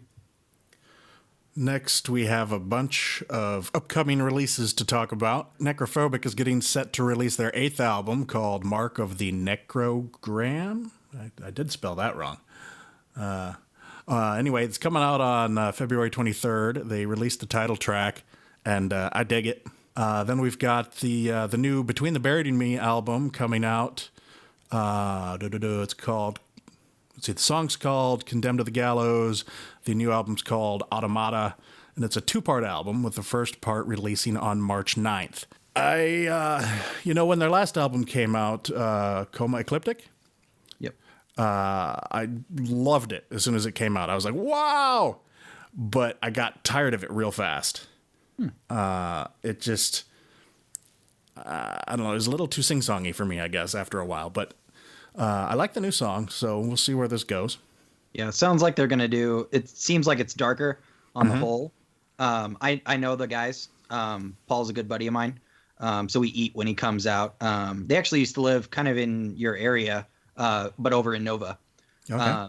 It seems like it's going to be a cool record. I was surprised. I didn't really know what was going to come out, and I really liked the last one too.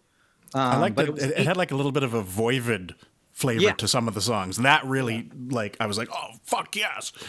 But there was also like this My Chemical Romance kind of pop-punky thing to the vocals that was okay at first, because I actually liked a little bit of My Chemical Romance, like back in the day. But it just kind of got old the more I listened John's to it. just shaking his head over here. So, it just sort of turned me off after about, a few too many listens. But on the whole, I'd like what they do. And even the stuff before that was good. But so I don't know. We'll see. Yep. Next, this one surprised me because they Can you just say put on out the whole one more time? On Your Hole. Oh boy. This next one surprised me because they just put out an album last year. Memoriam is releasing their second album, The Silent Vigil, on March 23rd. And I am over the moon about... that is a surprise, dude. It is. It's like, wait, what? But hey, I mean, given how infrequent Bolt Thrower was with releases, to have 2 Memoriam albums in 2 years is quite shocking. Weird. You know that's the way it used to be. Is bands used to release an album. Like you're talking about the 70s and 80s every year. Yeah, it used to be, but it's not used to They be wait anymore. 4 years. Metallica fucked it up for everybody. They're like, we're going to wait 4 years to release an album, and then that became the norm. I'm going to go ahead and say that maybe Tool might be responsible for the modern day band. And a little hand. Let's hope not. One album the last 16 years. Think about that. Not even It's like interested Chinese in it. democracy levels of insanity. Primordial is getting ready to release a new album, Exile Amongst the Ruins, on March 30th. They have a new song called Stolen Years available to stream. John and I were sort of, I don't know, arguing is too strong a word. It was just banter. It's all Bantering about this. I didn't really like it. I'm not a fan of it either, George. I never said that to you. It's okay. But I do like Primordial, so... What I read is that they did this on purpose. They wanted to take a risk with the song that they chose to release first, and that they are assuring us that there are epics on the album. So we'll see. It's just kind of slow and I don't know. I mean, no, it's not a bad song. It's just not the song you expect to hear. As the opening track for a new album. Yeah, Exactly. I agree. Metallica's 598 EP is getting the re-release treatment on April 13th. I don't know that it's getting quite the extensive packaging as the last few did. No? It's not. No, it's not. I didn't see anything about that, but... No, it's just pretty straight up. I bet it doesn't cost $5.98 when it comes Yeah, that's out. what I was going to say. What's the price of it? Yeah, they're gonna have to change the name of that one. Yeah, the 155.98 EP. And another one that I sort of was on the radar but didn't realize it was coming so soon is the new I recently changed how I say this. I used to say Dimmu Borgir. Now I say Dimmu Borgir because that seems to be what everybody else calls him. So You can just say, who cares? Demu Burger. Dimmu Burger, like Dimmu that. Burger. Well done, Will. They're getting ready to release their new album, Aeonian, on May 4th. No idea what that's going to sound like. I mean, I can speculate based on their last album, but it's been a while, so maybe it'll be a little different. At the Gates is going to release a new album called To Drink from the Night Itself on May 18th. I'm stoked about that one. Yeah. But I'm worried because Jonas is out now, Jonas Bjorler, so that is kind of scary. Or no, Jonas is in. What's his bucket? Anders is gone. And I think he was like the main songwriter, so we'll see. The guy from God Macabre is the other guitarist now. That would normally be extremely exciting to me, but the Lurking Fear that he and Thomas Lindbergh did, I didn't like it very much. I was looking forward to it, and it didn't do anything for me. I don't think it's bad, but that was kind of lackluster, so we'll see. But I'm really stoked. I liked the last At the Gates record a lot, so they've always been one of my favorites, but we'll see. Anders did a really cool solo record with Dick Lovren on bass from Meshuggah. It's like a kind of goblin love letter, but it's really atmospheric. It's hard to find, but I would highly recommend that one. Cool. Our last news item is Obscura are also getting ready to release a new album sometime in the summer. It's going to be called Diluvium. I'm kind of curious what this is going to sound like because they've got some new people, I believe, in the band. I know Hans isn't in the band anymore. So I guess we'll see what that sounds like. Should be cool. Did you guys like Acroasis? Was that the last one? Yeah. Eh. Eh. I like the earlier stuff better. Yeah. I added a news item. I didn't tell you guys about it. I added All one. right. What is it? Sacred Reich. Oh, yeah. Signed with Metal Blade, and they're working on a new album. With a new drummer. I'm horned up for that. Yeah, one of the guys was at Vakken doing a spoken word thing last year. I was like, hey, where's that guy talking? Oh, it's a guy from Sacred Reich. Yeah. Cool. All right, let's move on to new releases.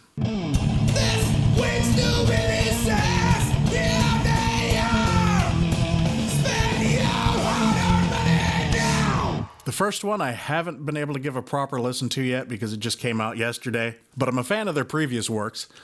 And this is the third album from a Swedish doom band called Anguish. And the album I cannot pronounce, so allow me to butcher it. Magna est Siugnah, however the hell you say that. I tried looking it up, but I thought maybe it was Latin or something based on the first half of that, but it's not. So anyway, they're pretty cool.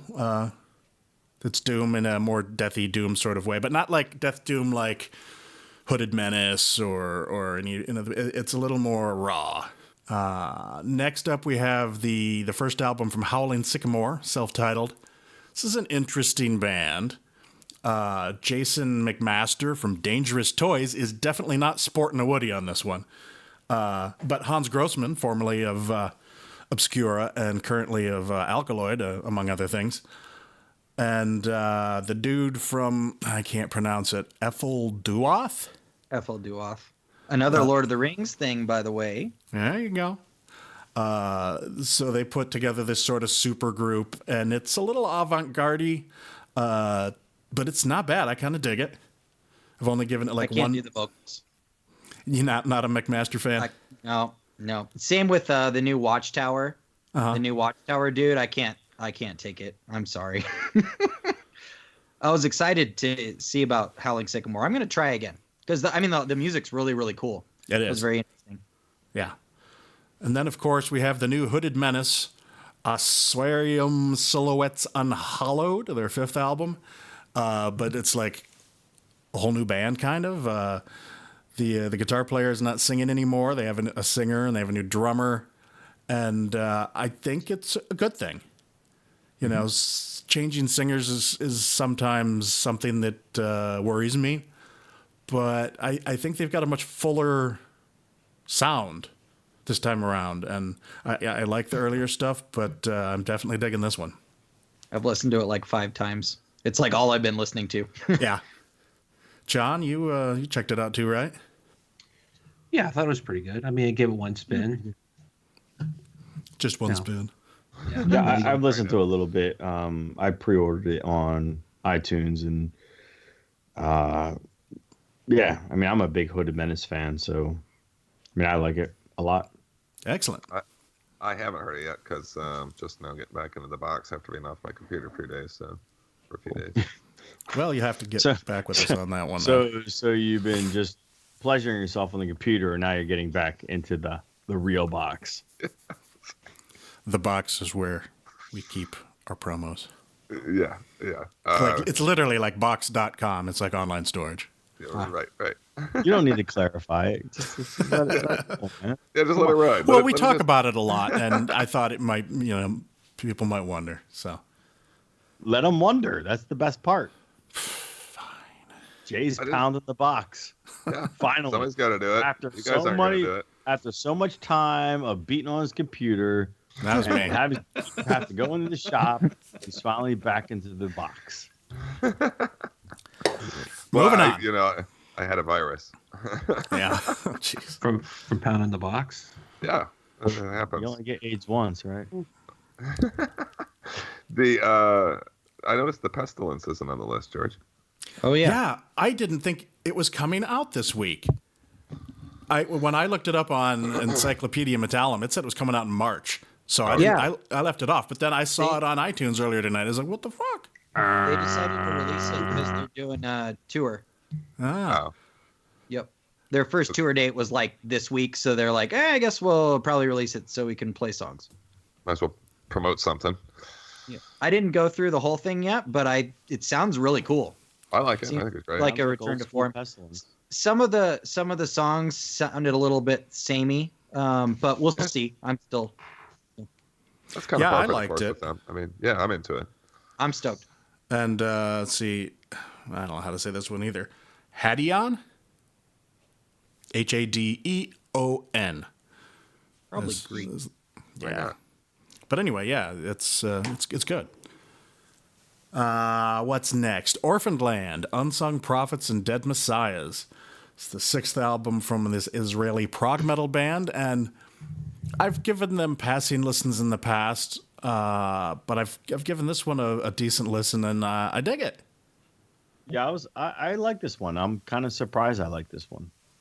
Yeah, it's not really your norm. No, it's not, but it's I found myself very interested in it. It'll be on George's list because anything with a cover that looks just kind of like this ends up on George's list. It's like the what was the one last year, George? Nadinger. Yeah, it's got a dinger feel to it. Oh yeah, those two have a similar. What'd you call me? You son of a bitch! My mother was a saint. You know, Will, if you like this Orphanland, you may want to check out Mabul from X number of years back. That's actually a pretty good album from them too. Just send it to me and I'll check it out. That's their classic one, right? Yeah. I've never. They're one of the ones I'm supposed to like and haven't like dug into a lot yet. Better be better than My Wrath. We've all got those. That was an amazing album. Yeah, they're good. Next new release. This is one that John brought to my attention about a week ago. Mike LePon's Silent Assassins. And then their second album, Pawn and Prophecy, which for a second there I had to look at that. I was like, that Pawn of Prophecy? We're talking like David Eddings here? But no. Pawn and Prophecy. And it's like power metal, sort of. It's not like melodic like a power metal. It's more like a Nevermore album or something. And, you know, a heavier kind of power metal. A little iced earth in terms of the riffing a little bit. Not much, but it's more in that style of power metal. So I thought it was pretty good. I like Symphony X and I like Mike LePon's bass playing, and it's kind of nice to see a bass player put out an album that it features him, but he doesn't overpower the album at all, and it's got some nice stuff on it. Mike Romeo's on it too, the guitarist from Symphony X, and then Alex, I can never pronounce his last name, singer from Watchtower from their last 2 albums is on it too. So the one that Gage doesn't like. The one that Gage doesn't like, which is why Gage is very silent over here. Yeah. Well, I'm a Watchtower fan, and Control and Resistance is one of my favorite, 80s prog metal albums, and so I was kind of happy to see that at least Watchtower some of them are still actively pursuing music, because they're another band that's just taken forever to put on an album. Mm-hmm. So next is the new Monolith album, Nebula Septum. It's their 7th album. They're a French death doom band, although they started off a little more funeral than death doom. Their first, 4 albums, I think, they were all just like one song, one like hour-long song. 1, 2, etc. Yeah. I wasn't a big fan of their last album, but this one is not bad. I've given it a couple listens. I heard it's kind of a switch up in style. I mean, because I didn't really like the last album, I don't recall what it sounded like, so I'm not sure how different it is from the last one, but it's got to be somewhat different, because I didn't like the last one first listen. I was like, nope. And this one first listen, I was like, oh, not bad. So I'd have to go back and listen to some of the older stuff again to elaborate on that. Next, Rebellion, A Tragedy in Steel Part 2, Shakespeare's King Lear. This is basically an offshoot band from Gravedigger. A couple of guys from Gravedigger started this band a while back, and their first album was about Macbeth.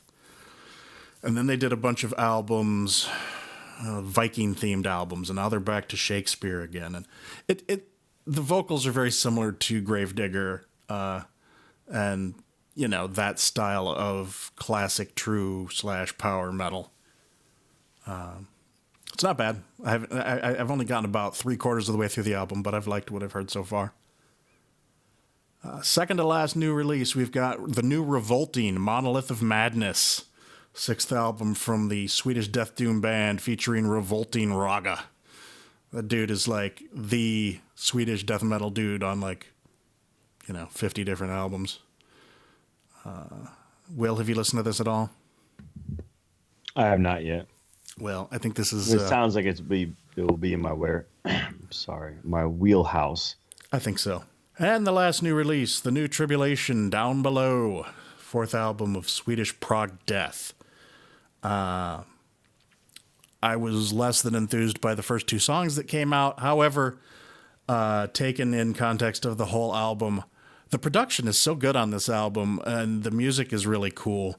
Yeah, I gave her, take or leave the vocals, but I'm definitely going to be good on the last one too.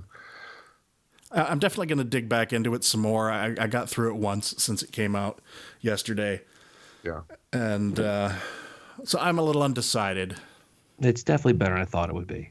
Yeah. So I'll give it some more time. There's a lot of hype because Decibel, one of the reviewers from Decibel, gave this a perfect 10. That's a little excessive. I've never seen Decibel do that before, and I've heard one of the songs. I was sort of like, nah, really? Well, they're kind of sweethearts down there. They were on the last Decibel tour, presumably because they handpicked them, so they're clearly a staff favorite. Yeah. I haven't heard it yet, but I'll listen to it. I like the last one. I know George did too, a lot. So I did too. Yeah. I haven't listened to the new one yet. You haven't? What's that? I haven't listened to the new one yet, but I love Children of the Night. Yeah, and I actually had the good fortune to see them on that Decibel tour, and they're great. I thought they were really good. I was really glad to see them that year because was such a great record they made. So, yeah. Formulas of Death is really good too. What's it called? Formulas of Death. Oh, it's this one. It's more death metal. Yeah, that's probably my favorite one. Yep. All right, let's do Skullcrushers. This time it is my turn to field questions from the guys about Manowar. Nice. Gage, are you in any way, shape, or form a listener of Manowar? I like Manowar. I would need other people here that would talk about Manowar forever. I was a Rhapsody guy. Fair enough. So I saw them together. Yeah, I did too in Cleveland. I actually stood with some guys in line that drove 20 hours to see them because Cleveland was the closest. It was the most furthest west date. Mm-hmm. And so that was a cool show. So you had people like driving anywhere from like 10 to 20 hours to see them all. Yeah, they played in Baltimore. The nerdy Rhapsody people. But anyway, I like Manowar and appreciate them, but I am going to be completely useless on trivia. All right. Well, I probably will be too. So, all right, guys, hit me. All right, I'll go first since I'm the least knowing of Manowar of anyone here. Hopefully, I'm the most. I just got a few here, George. I'll hopefully they're softballs to get you warmed up.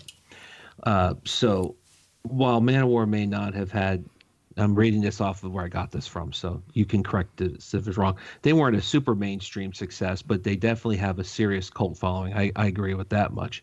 What are you guys called, you dedicated fans? What are your names as Manowar fans? Army of Immortals. That's one of them. Immortals, yeah. There's one more. Man of Warriors. Oh, sorry. I'm sorry, George. It's yours. That might be it. Yeah, I now that you've said it, I know that, but that's not what I would have guessed. So yeah, good. I'm glad because I fell asleep at the wheel there. That won't happen again. Yeah, it's all right. Okay, I've done it too. Jay, your next question is, hey, you got him. Okay, so that's a nice little. Can I just say I deserve that? There's a famous person, actor, writer, director, or whatever, who's no longer with us. I know you know this, George, but I'm going to throw this softball to you. He provided narration on 2 tracks. Give me the name of the person and the tracks. Orson Welles and Dark Avenger and Defender. Yes. And as a bonus, he also did the intro track that they play before they start every show. There's a bunch of classical music, and then he comes on and says, "Ladies and gentlemen, from the United States of America, all hail Manowar." That's awesome. I love the fact that Orson Welles was involved with them. All right, one last one. One of the band members has a connection to Black Sabbath in the 70s. Do you know who that is? Connection like, what kind of connection? Well, if I tell you this, it's going to give it away. You could take away one key word there, John. You don't have to use... Okay, he may have worked with them in a tech position at some point. It was essentially a roadie for the band. Yeah. I'm going to guess that was Joey. Correct. Okay, and what else do you want? Well, it's... The name of the band. Yeah, Black Sabbath? I gave that away. Yeah, he was their bass tech in the 70s. Yeah, because the mythology is if you listen to the song, how does it go? Something. Now I can't even remember it. I had it, but in the backstage room we heard the sound and we all knew that we had to do blah blah blah. Basically, the story about how they met in England. Right. Well, those are my softball Manowar questions for not knowing a damn thing about the band, other than there's a song where some intro to some song where some guy gets caught by his girlfriend's father when he's in her bedroom. But I don't know. She's only 16. Then, Good Hey, for she you, wanted George. it, man. yeah, she wanted it, man. I remember that part. All right. Who's up next? I got a couple questions for you. John took one of them. God damn it, John. So, Manowar is in the Guinness Book of World Records for what? And be Loudest specific. band? Okay. Okay. Or loudest concert, I guess. Oh, yeah, it was one of those. I think Loudest performance. Fair enough. And there's another one. You mean another record? Another, Guinness Book of World Record. Most loincloths worn in a, I don't know. No, that's the only one I know about. They also had the longest heavy metal concert. They played for 5 hours and 1 minute in Bulgaria. Oh, yeah. I think I remember hearing something about that. Wow. That was all a bass solo by Joey DeMaio. Yeah. All right, you ready for some lyrics? I'll give it a shot. All right, you ready? I'm going to read you some lyrics. You name the song, the album, and the year if you know it. I don't know years anymore. I used to. All right. Born to live forever more, the right to conquer every shore, hold your ground and give no more. Hail to England. From Hail to England. Really? Wait. Give me those again. Born to live forevermore, the right to conquer every shore. Oh, it's Manowar. It's Manowar, the song Manowar. Sorry. The song Manowar. What album? Year? That would be Battle Hymn. Battle Hymns, rather. Do you know the year? 82? Yep. Perfect. So this next one is a little slightly disturbing. Hashtag me too. Pleasure Slave. I don't even have to read you any lyrics. I'll just read them anyway, since you already got the answer. Well done, George. So the song Pleasure Slave off of Kings of Metal 1988. Here are part of the lyrics for this song. Before her surrender, she had no life. She's now a slave, not a wife. Her only sorrow is for women who live with lies. She's taken off her disguise. Woman, be my slave, chained unto my bed. Woman, be my slave, begging to be fed. Your body belongs to me. Yeah. Shocking that none of them are married. Yeah, I originally got that album on cassette, and that was not included on the cassette version. It wasn't until years later when I got the CD that I first heard that ditty. But yeah, there can only be one Manowar song like that, thankfully. Yeah. So anyway, well done, George. That's all my questions. All right. Well, Jay? I so enjoyed Will doing lyrics last time that you're getting all lyrics from me. And I got a couple that I'm going to lob at you, but there's some of them that I might be a little bit more challenging. And to be fair, I purposely didn't choose a few that could have gone in about 12 different songs, but Yeah, they do tend to repeat things. some of them, yeah. So this one I think is the one I'm going to lob in there, which is when you are old enough to read these words, their meaning will Okay, go ahead. Defender. All right. See, I was going to fold in the Orson Welles thing, though, and make it an answer. Yeah, okay. This is going to be the last easy one. The other two are a little more difficult. 3 sons have I, and they ride by my side. I covered this one. That's Blood of My Enemies. Oh, that's right. You sent me that. Oh, I'm an idiot. It was bad, but Okay. Okay, I think this will be a little bit different. Behold the kingdom of the kings, books of spells and magic rings. Behold the kingdom of the kings. You got it. You're there. Yeah, I know the song. I'm just... Books of spells and magic rings. I thought this would be a little harder. I think I like this record a little bit more than you do, so I purposely stuck you with 2 songs from this. He screams a lot. Ow! Ow! Yeah. Ow! It's from Into Glory Ride. Last song, side 1. I don't do sides anymore. I'm guessing Gates of Valhalla? Yeah, you got it. Well done. Yeah. And then finally this one. Atop the mountain where the river of steel flows. Secret of Steel. There you go. Nailed it. I wasn't sure if the Ink to Glory Ride was in Nerd your alert. I love me my Manowar. I mean, I was doing my homework this past week, listening to all the Manowar albums again, and I was reminded of how much this band actually means to me. I don't really listen to them all that much anymore, but when I was a high school lad and all full of, piss and vinegar and testosterone, these albums were gospel. What? I did not, but I do have a sword around here somewhere.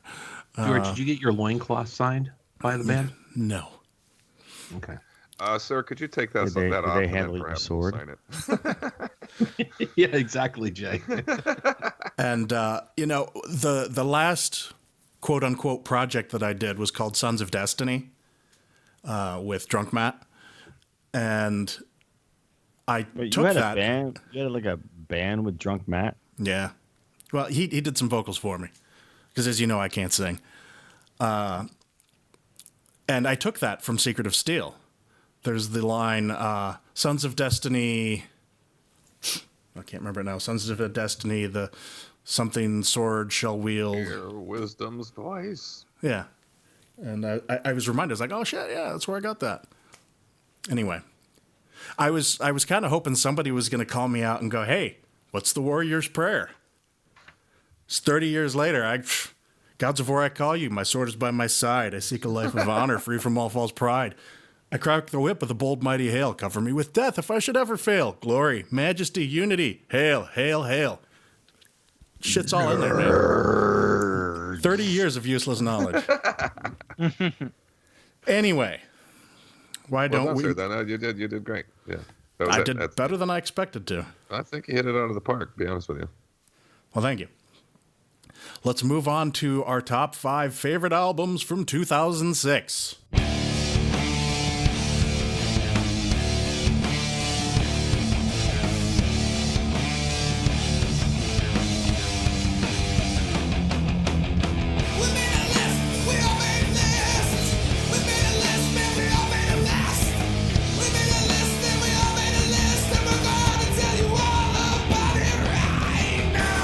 All right, so what we normally do is we start at 5, work our way down to 1. We'll start with Gage. He'll give us number 5. Then we go to John, to Will, to Jay, to me, and then we go back to Gage again for number 4, and we circle down from there. Okay, cool. So I was having trouble with number 5. Hold on a second. I'm scrolling. Here we go. Can I cheat? I can't cheat, can I?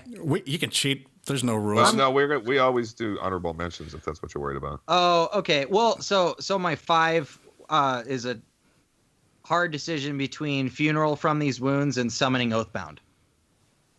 Okay. So you want to call it a tie? A tie. Yeah. Yeah, kind of. Yeah, they were really close. The other ones are definitely on there, but I was having trouble between those two. Funeral, I didn't really get into until this past year or so, and total just incredible. Kind of the thing where you like, if you listen to like Draconian or Daylight Dies or anything later, you're like, oh wait, somebody did this in forever ago. Even though, of course, From These Wounds is 2006, but incredible record. Summoning Oathbound's amazing. Yeah. There you go. Right on. All right, John. So my number 5, I had a real tough time picking. The first 4 I had no problems, but there's so many good albums in 2006 that I struggled with this one, but I settled on this, and it shouldn't be any surprise because I'm a disciple of this guy. It's not his easiest album to listen to. It's not his best album to listen to, but nevertheless, I still think it's a good album, and that's Devin Townsend's Syncastra. I had a few others that were in place in 5, but I'll mention in my honorable mentions at the end. So, but he won out on that spot. So, Was he out of Strapping Young Lad at that point? No. No, he actually released New Black in Strapping same year. Yep. Yeah.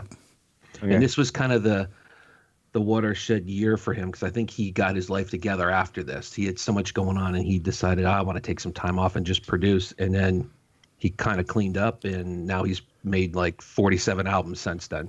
And it's been awesome. I just last week finished reading his book, Only Half There. Cool. Whoa, boy. Yeah. That was a read.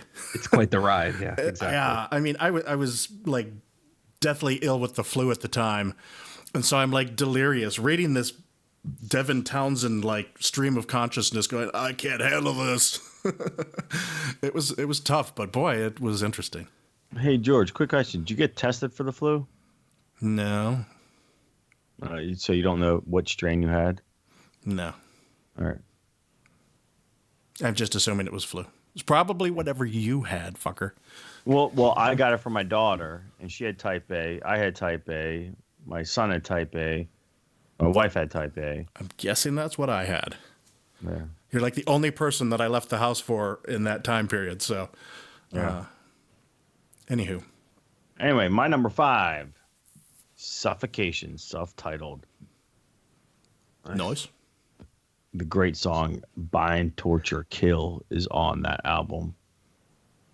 That sounds like a no beer for you, Will. Sounds like a Cannibal Corpse song. It does sound like Cannibal Corpse song. Well, Suffocation is not that far off. No. Jay. I'm not as big a fan of these guys as I am as everybody else is. Though I do like them a lot. I just don't like the whole catalog. But this is my favorite record by them, and it's a good record. Naeramarth with Odin on Our Side came out that year. Yep. Good record. So, be prepared to go number 5. Sure. George, don't even, please. No, not I never not that do this. one, dude. Not that one. Okay. So you're not talking about... I'm talking about Monotheist. Isan, the adversary. Oh no, that's okay. I considered it. It's Yeah. in my honorable mentions. I But thought you that knew was going to exactly be where higher I was up. going with that too. I was like, do not hurt my feelings like No, that. dude, we're on the same page there. Very good. All right, back to Gage for number 4. Gage, number 4. Isan, the adversary. Hey, nice. Slightly higher. Somebody got it. I love it. It's a really interesting bridge between the late Emperor kind of Prometheus style, and then what he would go on to do later. There's still some kind of maybe I shouldn't have done those King Diamond vocals on it, but I think some of the, a little bit. I hear you. yeah. I like that record though. It's a good record. So I actually just got all of the reissue vinyl in the mail. So we've been working our way through the old records and just listened to the remaster of The Adversary. And kind of my wife and I sat down and kind of looked at the lyrics and all that type of stuff. And I think the song structures are super cool. It's got some of my favorite parts on it. Citizen's an awesome song. Will You Love Me Now is great. And then all the Latin ones, like I think it's a super cool record. Askier Mikkelsen did the drums, super cool. So yeah, it's a nice mix between the kind of late Emperor black metal and what Isan does now. Huge record for me personally. After is probably my favorite from him, but yeah, huge. Which, by the album. way, we all loved Darkness last year. It was everybody on this podcast was into that record, man. Me too. It took me a little, like some of the kind of 80s cock rock and late 70s stuff is a little weird. Yeah. Until I Too Dissolve was weird. The like rat riff at the beginning. And then even Mass Darkness was a little strange. But I grew to really love it. Celestial Violence is like an insane, and I'm a huge Leprous fan, so loved that one. But Really loved the kind of, my wife and I call it DJ Isan, Frail, and and the other one where he's like doing kind of like weird spoken word black metal hip hop. Sure. So, no, love it. I love. I'm really excited to see what he does next. Looks like he's done recording and has already filmed a video. So I'm over here just. Woo, Oh, that's right. Yeah, I did. I did hear that there was something coming. I saw him with Emperor last year at Wacken. It was amazing. Yep. Amaze balls. Exactly. John, number 4. So my number 4 is an interesting album. I think some people might like it. It's the only album I know which can be considered maybe one of the best comeback albums ever, and also one of the best debut albums ever at the same time, even though it's under one moniker. And that's the album Monotheist by Celtic Frost. I mean, let's be honest. It's an incredible comeback album, but it's a triptych album. If you think about the style of music that they're playing, it easily could have been considered a great triptych album, but it's also a great Celtic Frost album. So hats off for writing something that could apply to 2 different bands at one time, which it really was the lead into Triptychon. So I remember when that came out, I was like, oh, Celtic Frost are back, huh? Wow. Yeah. Cherry Orchards too? What do we got? And then I heard it and I was like, mind blown. I was like, oh my God! Yeah. Just slightly different than the previous few releases, huh? Yeah. Well, I mean, they had Nemesis and whatnot afterwards, but I just had no idea of what to expect from that, and it blew my mind. Yeah. So that's my number 4. All right. I'm going to predict that no one has any of my top 5. No, I have one of them. Well, I think I do too. Well, all right. Well, that'll be good. My number 4, guarantee no one has this one. Sick of It All, Death to Tyrants. Ooh. Fucking love that album. Absolutely, I have one of their albums. Love it. I've been a huge Sick of It All fan since whatever, 88 when they came out with Blood. No, what the fuck is the name of that album? Blood You Guts. must really like it. I'm sorry, man. Fucking like 30 years ago. I know. I can't remember shit from back then. 20 some years ago. Anyway, Sick of It All, Death to Tyrants. Excellent. Jay. the reason I don't believe Will be completely alone in this list is my number 4, which is Cannibal Corpse Kill. All right, good. I think there's an echo in here because I just said my number 4 is Cannibal Corpse Kill. Nice. All right, back to Gage. Back Cool. to Gage. Catatonia, The Great Cold Distance. Huge shift for them. For me, I like early Catatonia. I don't like mid-period Catatonia. And then Jonas learned how to sing, and here we go. So, you know, they kind of obviously fell in that vein through the rest of the time. But huge album for me. I especially love all the remixes, the electronic remixes of those. Mm-hmm. Cool. By the way, that Sick of It All first album was Blood, Sweat, and No Tears. I just remembered it. Oh, right on. John. So my number 3 is also Catatonia, The Great Cold Distance. And to me, this was the last album I liked a lot by them. And I actually do like mid Catatonia. I do like Viva Emptiness. And I do like Last Fair Deal Gone Down a lot. I like that Those one. 3 albums together I thought were good. There were the Scourge ones, nothing, anything great. I do still like Brave Murder Day a lot, but I thought this was by far their heaviest record in a long time, where they did not do the formulaic stuff that they're known to do a lot, unfortunately. Yeah. But I do like this album, so that's my 3. Okay. My number 3, The Sword, Age of Winters. Ah, What a I great remember when they were fucking good. Yeah. You want to feel Back bad when they about were yourself? good. Go listen to the new track. God, or even You know, they don't sound like it, but the album cover, they definitely pillaged ZZ Top for that car. So I honestly can hear some ZZ Top in that song. To be honest with you too. Well, we So saw them with I knew Opeth. I knew they weren't getting back to the What are you plot, but I talking was- about? Wait, sorry. There's a new track out. For The Sword? Yeah, and it Is it just like previewed- Texas it's like the country last one. music? It's like the last one. it's hard rock. So hey Jay, have you heard? Are they going to be like the Oak Ridge Boys, ZZ Top? Eventually, they'll just retire, and the Sword will take over for them, and just keep the name ZZ Top. Yes. I was going to share that, but yeah, you scooped me. That their first album is amazing. They are not what they used to be. I But like no, their no. first 3 albums, Completely Yeah. different thing now. you know, Yeah. and then I'm kind of off the ship from there. Oh, yeah. You and us. I think all of us are. Gage, are you wearing a horrendous shirt, by the way? Yep, Nice. got a couple of them. I'm excited for their new stuff. They're recording. Yeah. Yeah, We're looking forward to Check them that. out in the summer, fall. Yeah, we all liked that last record a lot. We saw them at Death Death Fest. Fest. That's yeah. They're super good live. Yeah, they'll Yeah, be at they were the great. Decibel Metal Beer Fest. Cool. Right on. Featuring awesome, sick white high tops. Nice. I used to do wear those. Yeah. I wonder. I think I'll probably be the only one to have this one in my. John might have it, but I don't think it would be so high up his list. Well, you know what? We'll see. But transition to a major label. A lot of people kind of thought this record wasn't as good as the previous 2, though I disagree totally. Mastodon, Blood Mountain. That was Yeah, I great. knew that was going to be in there. I loved it. Yeah, and a band whose name it almost breaks my heart to say. Like to even say that now and talk about Mastodon. I mean, and think about what they're doing now, which I just don't like very much. They're prepping But for the Blood Grammys Mountain. tomorrow.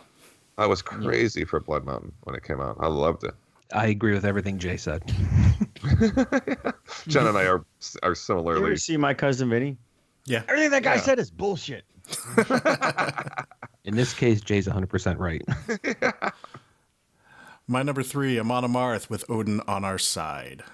Sweet. Cool. My number 3 is Enslaved Rune. You're number 2, rather. My number 2. Sorry, my number 2 Yes. is Enslaved Rune. I was like, wait, did I just completely fuck that up? Yeah, no, we're in good shape. I'm asleep over here. Yep, Enslaved Rune. I think my favorite is probably Issa.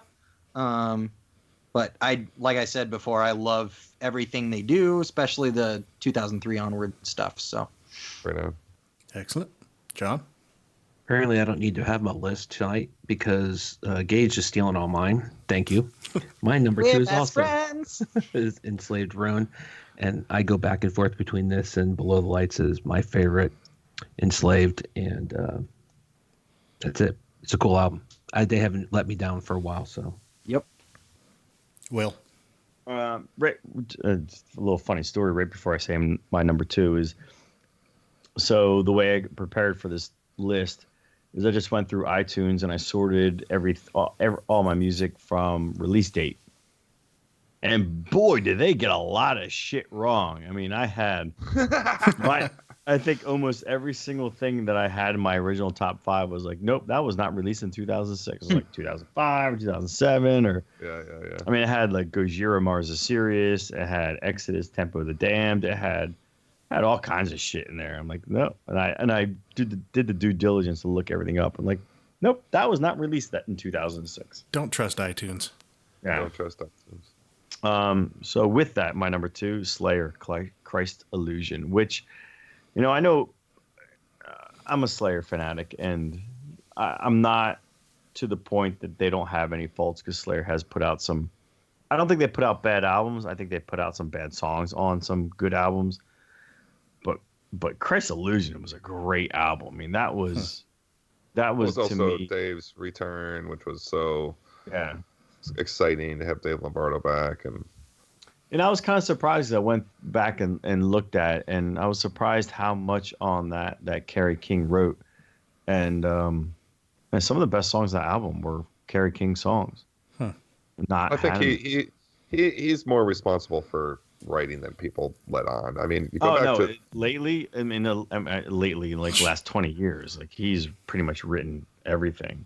but even the Metal Blade years, like Hell Awaits and all that stuff, he wrote all my favorite songs on that. He wrote all my favorite songs on Show No Mercy. Jeff kind of took over like in the real seminal times of Rain and Blood and stuff, but Kerry can write some good songs. Yeah, Yeah, I like the So- new one. The new record was good. yeah. I just thought Christ Illusion was a phenomenal album. There's not a bad song on the whole album. I don't think that album gets enough credit. Yeah, I think I agree with you on that. That's probably my least listened to Slayer record. Not because it's bad. Just between that and World Painted Blood, I just wasn't in a Slayer place when those came out, and I just never really listened to them. Oh, World Dude, Painted Blood you is got- really good too. I actually like World Painted Blood a little better Yeah. than Christ Illusion. I mean, they're both good though. Yeah. All right, Jay, number 2. If my number one record hadn't come out in 2006, this would have so been my number one record in Hence being number 2. but it is my number 2. You're not first, you're last. And it's just kind of making the number 2s a little bit uniform here. Enslaved Rune. Cool. Just like everybody else has said here, I've been crazy about them since Below the Lights came out, and or is it Beneath the Lights? I always get that wrong. They have made very few mistakes. I would agree with Gage that this, and it's probably tied between this and Issa for being my super faves. But yeah, I mean, I even think Vertebrae could sometimes is the one I say is my favorite. Who knows? And the new one's great. By the way, I should say that I actually think Monumentum should be included in this because that's actually. I do too. They went to the not clean, but they went to the English vocals at that point. So that's when they started to turn the corner. I mean, there's no question. You're right, Gage. I think they took off with Below the Lights. Yeah, that's kind. I call Mardrum and Monumentum their kind of transition period, like bridges the gap, and those have some of the coolest Enslaved songs because it's this really weird transition period in between the two styles. So I think there's some really cool stuff there. Right. Agreed. And my favorite Enslaved cover art is Monumentum. Yeah. Yeah, that's a cool cover. Georgie Boy, number 2. My number 2, nobody's going to mention this band, apparently. Enslaved Rune. No. This was one of my favorite black metal bands. This is their third and final album due to his suicide. This is Dissection and Rain Chaos. Oh, right on. Great album. Yeah. Could have told me it came out in '97 and I wouldn't blink an eye. Yeah. It was kind of a surprise. I mean, he killed himself like shortly after it came out. Or actually, it might have even been shortly before it came out. I don't quite remember, but it was around that time.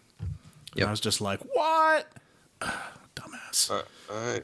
Time for King of the Hill. Gage, what's your number 1? Cool. Number 1, Daylight Dies, Dismantling Devotion. Nice.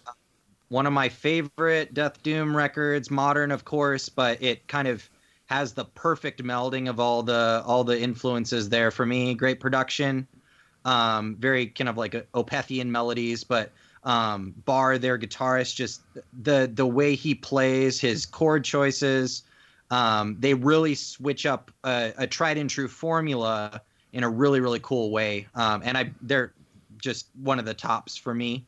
But that's my favorite record from them. So what became of them? I keep waiting to hear about a new album, and there's just nothing. I think they all have families and stuff, but they got together. They just did a real release of their last 3 records on vinyl. Mm-hmm. I think they're still out there if you guys need them. My buddy Paul's got them. They sound great. They just posted an update, I think a few weeks ago, that they had gotten together to demo some new material. So I think we're due for a new one. Our kind of our guess is it's going to come out early 2019 as opposed to late 2018, but we'll see. Maybe it'll come out fast. But excellent. That's a band where I'm always like, cool, sign me up. Yep, me too. On the next one. All right. John, number 1. So my number 1 is another comeback album, and it was a much needed comeback album after the couple of albums that came out before this. And it's the same album now they've done for the last 7 albums, I think. But nonetheless, I still think it's a cool album. And that's Eclipse by Amorphous. Oh, right on. Cool. Who also, I think, just finished recording or about to finish They recording. did. Yeah, they have been pretty prolific since they put this album out. So. Awesome. I might say his vocals on the Halatar, they're incredible. It's pretty painful to listen to that album at times. It is. It's wretched, but like I wouldn't have believed anybody if they told me it was Tommy from Amorphous, but it's incredible, and I love to see that kind of breadth in a vocalist. So looking forward to that. Me too. Will, I think we know what your number 1 is. I'm pretty sure everyone can guess this one, so make it suffer. Cannibal Corpse, Kill, my favorite Cannibal Corpse album fucking ever. I mean, you got songs, Time to Kill Is Now, Make Them Suffer. I mean, it's just maniacal. It's fucking brilliant. Bedtime songs for your album. kids. Yep. My kids, All right, gather around, have children. heard this album multiple times. I'm sure they have. Yeah. All right, Jay, you want to do our number ones together? Yeah, I'll just count to say the band name first. 3, 2, Wait, 1. how do you pronounce it? How do you pronounce it? Oh, With a you know hard what? C, bitch. I'm glad I was going to do that then. 3, 2, 1. Celtic Frost, monotheist. You know, I it is. I'll just slightly go against what John said and say that I think this is an album that is an example of technology and stuff finally catching up with their original vision. But because I think that this and when it came out, and I'm still now. Okay, you could argue a lot of different things. I think it's like the heaviest record ever. I'm not joking. I think it's just like heavier than a ton of lead. It's so heavy, but I love it, and I just think it's just a groundbreaker. Really good stuff. Jay, I was just saying that for me, it's a comeback album based on what they had gone through after Into the Pandemonium. So that's the only reason I said that.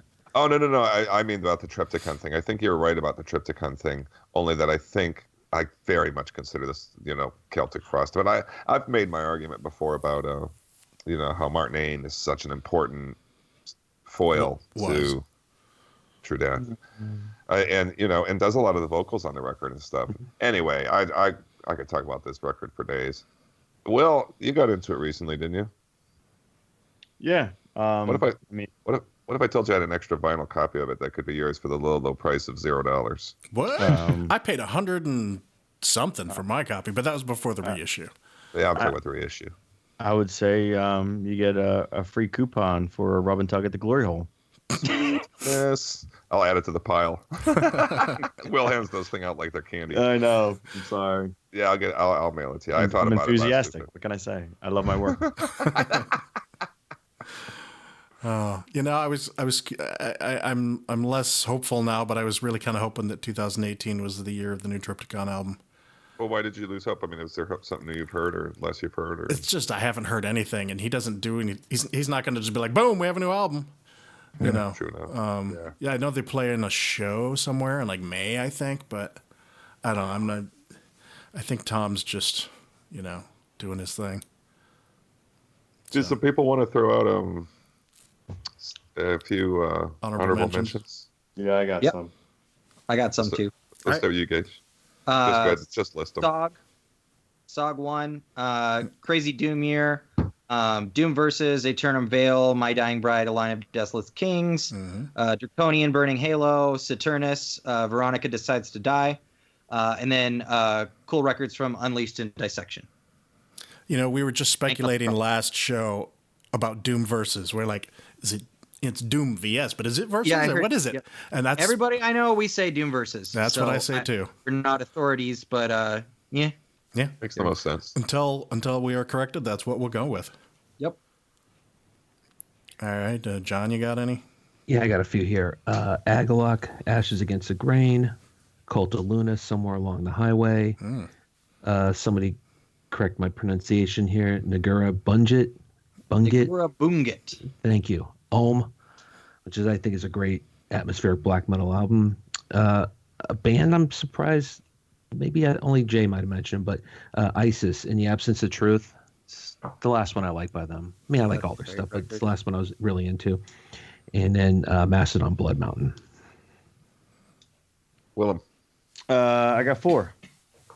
First and foremost, Celtic Frost, Monotheist. Deicide, Stench of Redemption, Napalm Death, Smear Campaign, and Naeramarth, with Odin on our side. Nice. I got Agalok, Blind Guardian, Twist in the Myth came out that year, and I don't care what anybody says, that's a great record. Seriously, a lot of people thought that was kind of a weird record for them. It's actually one of my favorite records by Blind Guardian, believe it or not. I hated it when it came out, and I love it.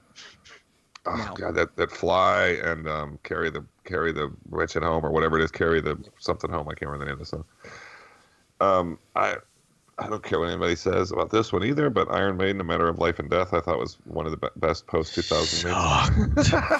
Knew Willem couldn't live through it, and I'm furious to learn, because this would have replaced the Monomarth for me. That Sog 1 came out in 2006. I didn't even catch that. Yeah, I didn't see that either. So good. Saga is one of my favorite bands. I don't think they have any bad records, and that first record is seminal. Such a good record. Are you still a SOG listener now with the new records and stuff? They just finished a record. I didn't like their latest one as much. And when we say as much, it's like the other four are like perfect for me. Cool. But one's probably my favorite.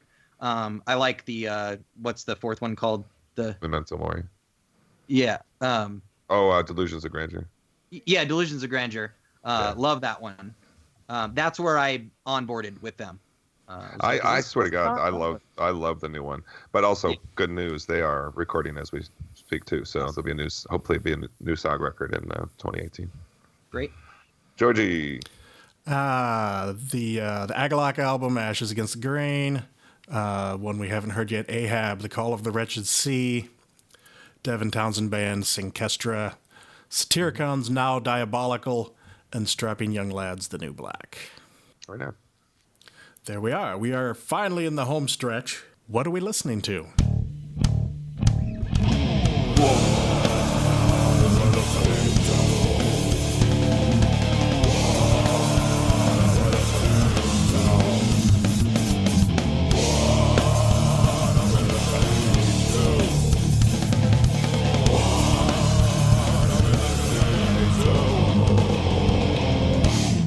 What are you listening to, Gage?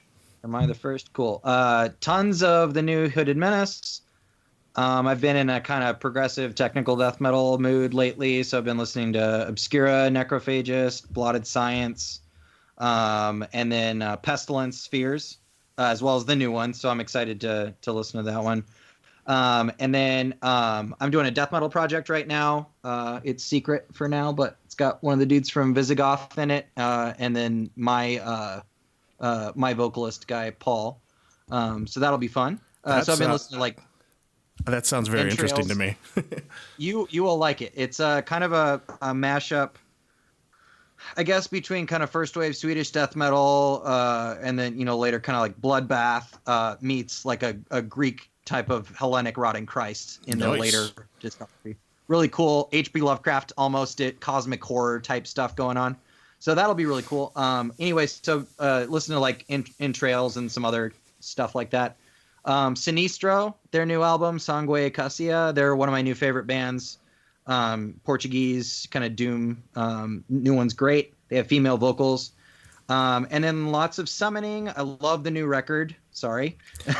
I don't, the first time I heard it, I was like, oh, this fucking blows. And I turned it off. And then I was talking to a friend of mine who's a big summoning fan who was shocked because he hadn't heard it yet because I had the promo.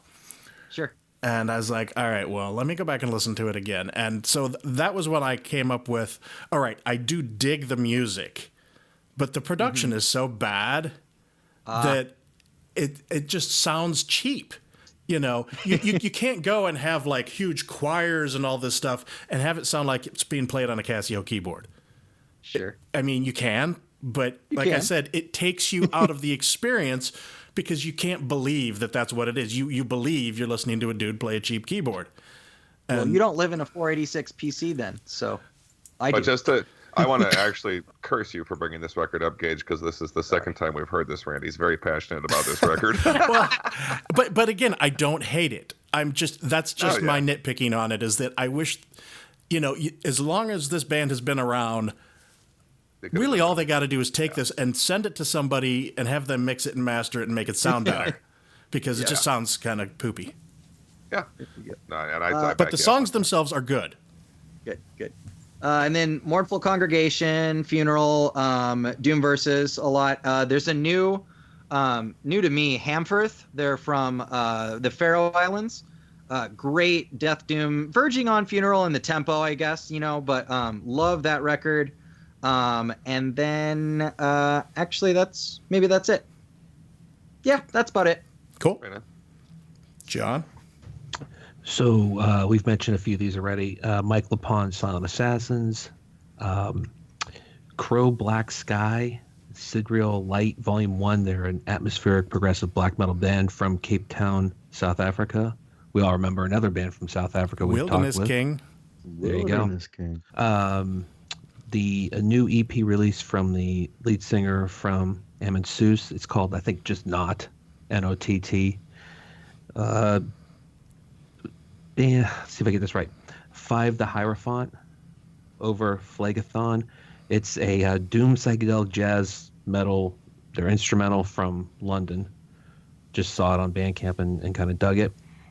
We just heard Gage mention Hamfrith, as I think I say the name. Yeah, I think that's my understanding. Yeah, it's a TH at the end. Yep. That's really cool doom metal. Hooded Menace I listened to, liked. The new Harakiri for the Sky I like. And gonna listen to this guy till my end days if he's around still. The new Joe Satriani, What Happens Next. I've been a fan since Surfing with the Alien when it came out and haven't stopped for 30 plus years. So cool. I had Surfer with the Alien on cassette and when it come out, like in the Me too. 80s, late 80s, 87. Yeah. You know, it'd be really cool, Will, is you can get that on vinyl now. I could because I have a record player. There you go. Speaking of which, let me tell you about my vinyl purchases. Yay. I just got I guess I reissued, repressed some of the Chemist albums. So I got Chemist Hunted and that cool like green, yellow splatter stuff. You don't need to repress your chemists. It's okay to like them. No, I fucking I've been ever since I saw him at Metal and Beer Fest, man, I've been like a fucking chemist fiend. That's probably one of my most anticipated albums of this year. Oops. That's next episode. Yeah, next episode. But I was recently I did a little bit of training recently, and there's a guy in my class who fucking loved Behemoth, so I've been listening to some Behemoth lately. The Satanist and the Evangelion or Evangelicon or something. I say Evangelion. Evangelion. Yeah, I say yeah. Evangelion. It's, who knows? And then coming up at Atlas, my buddy Matt, who's a drummer in Kingsnake out of Philadelphia, they're going to come play Atlas in early February, and their new album, Renaissance. Seasick Gladiator just recently played Atlas, and fuck, man, like an instrumental band where you don't have a lead singer, but you have a lead violinist. who God throws damn, his bow and just about takes John out. Almost took my eye out at that show. That's where I Man, picked like, up the they flu, were thank so- you. Yeah, well, you're welcome. Ah, it all comes together. Maybe it was the violin bow as it flew by my head, George. Yeah. Anyway, Seasick Gladiator. Listen to them. And just recently, I just got the new Hooded Menace, the Mammoth Grinder, Cosmic Crypt, and the new Pestilence, Hadion. Some of these I just downloaded this morning, so I haven't had a full chance to fully immerse myself with them. But I love Pestilence back in the late 80s. Testimony of the Ancients. Yeah, so it was kind of nice to see them release something again. And that is what I'm listening to. Jay? Okay, my list isn't too long. I just downloaded all the stuff from the box that I haven't been able to get my hands on yet. I anticipate listening to The Tribulation a lot over the next few days. I stayed up late last night to listen to the Pestilence record because a buddy of mine won't shut up about it. I love you, John. That's my buddy John in Texas. I also just grabbed the Hooded Menace, and then I don't mind saying that I spent a lot of time over the last couple of weeks mourning Fast Eddie with just the Fast Eddie Motorhead records, or the ones that he's on, and then further now I'm mourning Slayer a little bit. I find myself just rolling Slayer all over since they're gone. As I said, we're about to be gone. Apparently I took them for granted. So there you go. I'll keep it relatively brief compared to my usual long list. So I listened to the new Audrey Horn album, Blackout. It's a Norwegian sort of hard rock band with guys from like heavier bands doing some hard rock music, and it's cool. I like it. Osservelt Transitions, got that one from John on one of the previous episodes, and I really dig that a lot. As I mentioned, can I interrupt you for just 1 second, because you're talking about the kind of hard rock band from Norway, and I just wanted to say that I think I just read that Turbo Negro has a new record coming out, which is awesome. So so I'm super excited about that. I heard the new song anyway. off of that. Oh, was it good? It's pretty good. It's what you'd expect. Turbo Negro. Exactly. Or Turbo Negro, however you pronounce it. But anyway, please continue, sir. I listened to a lot of Devin Townsend stuff just because I was reading the book, and as I was going through the book, I was like, oh, he's talking about this album. I'll throw that on. Druid Lord, Grotesque Offerings. It's the second album from a Florida Death Doom band. I found that on, I think, Bandcamp maybe. Eternal Valley, The Falling Light. This is a U.S. black metal band, one-man band. Check that out. That's also on Bandcamp, I believe. Frost Giant, The Harlot Star. This is the full-length debut from a PA death folk band. They've released a few EPs and things like that. And they're interesting. It's not folky like Viking folk, pagan folk. It's just there's like some. It's almost death metal, but with like a lot of harmonized vocals, maybe. I don't know. Check it out. Hamfirth, that album. John turned me onto that one. Been listening to that. The new Heidevolk album, Voor van Verzet. They're from the Netherlands. They're a folk Viking band, and they're pretty cool. In preparation for the Skullcrushers, I listened to a lot of Manowar. And finally, this is a band that's going to be at Deathfest on Saturday, so I checked them out. It's a Greek black thrash band, and when I say the name, I can't help but thinking of Laverne and Shirley. The band's called Zamil. No laughter there from anybody that knows that show. Slamil Slamazo. Gotcha. Yes, exactly. Come on, we know it. Sorry, I was muted. Oh, I started laughing. This is the third album, Nykta, or however you actually pronounce that, Nykta. And that was surprisingly interesting, so I'm going to check that out a little bit more before as we make our way towards Deathfest. And that's what I've been listening to. Here we are at the end of the episode. I want to thank Gage for coming on and just staying on. Yeah, like thanks for sticking around, participating more than we could have ever hoped. You know, cool, good, thanks. It was a blast. Yeah, some people come on and don't say a whole heck of a lot. You got to drag things out of them. So it was really nice that you just dove in feet first and took charge. So cool. Thank you. Well, I'll try to put out another album so you can have me on again. We'll love to have you on again. Exactly. Always shoot the shit with. Yeah, well, hopefully we'll see you towards the end of the year then. Yeah, think so. All right. And before we go, we want to say again, check out Naeramarth on Bandcamp and on Spotify, whichever works for you. Pick up the album. I guarantee you're going to like it. And also, check us out. You can listen to us on SoundCloud. You can find us on Facebook, Twitter. I am Disciple OV Metal. Catatonic J, and also you can find all of us at Bandcamp. Feel free to follow us. We'll follow you back. We'd love to have people to show us new releases. On Twitter and Bandcamp and just about anything. Email, I am at BrewMetalWill. And I am at everything White Cluster 69. 69, dude. And check out the Facebook page. What are we? Metalheads Podcast, Facebook? Yep. And you can also find us at wearemetalheads.com or just metalheadspodcast.com if you prefer. Yeah. Check us out. Send us a note. Tell us what you think. Until next time, we remain the Metalheads Podcast.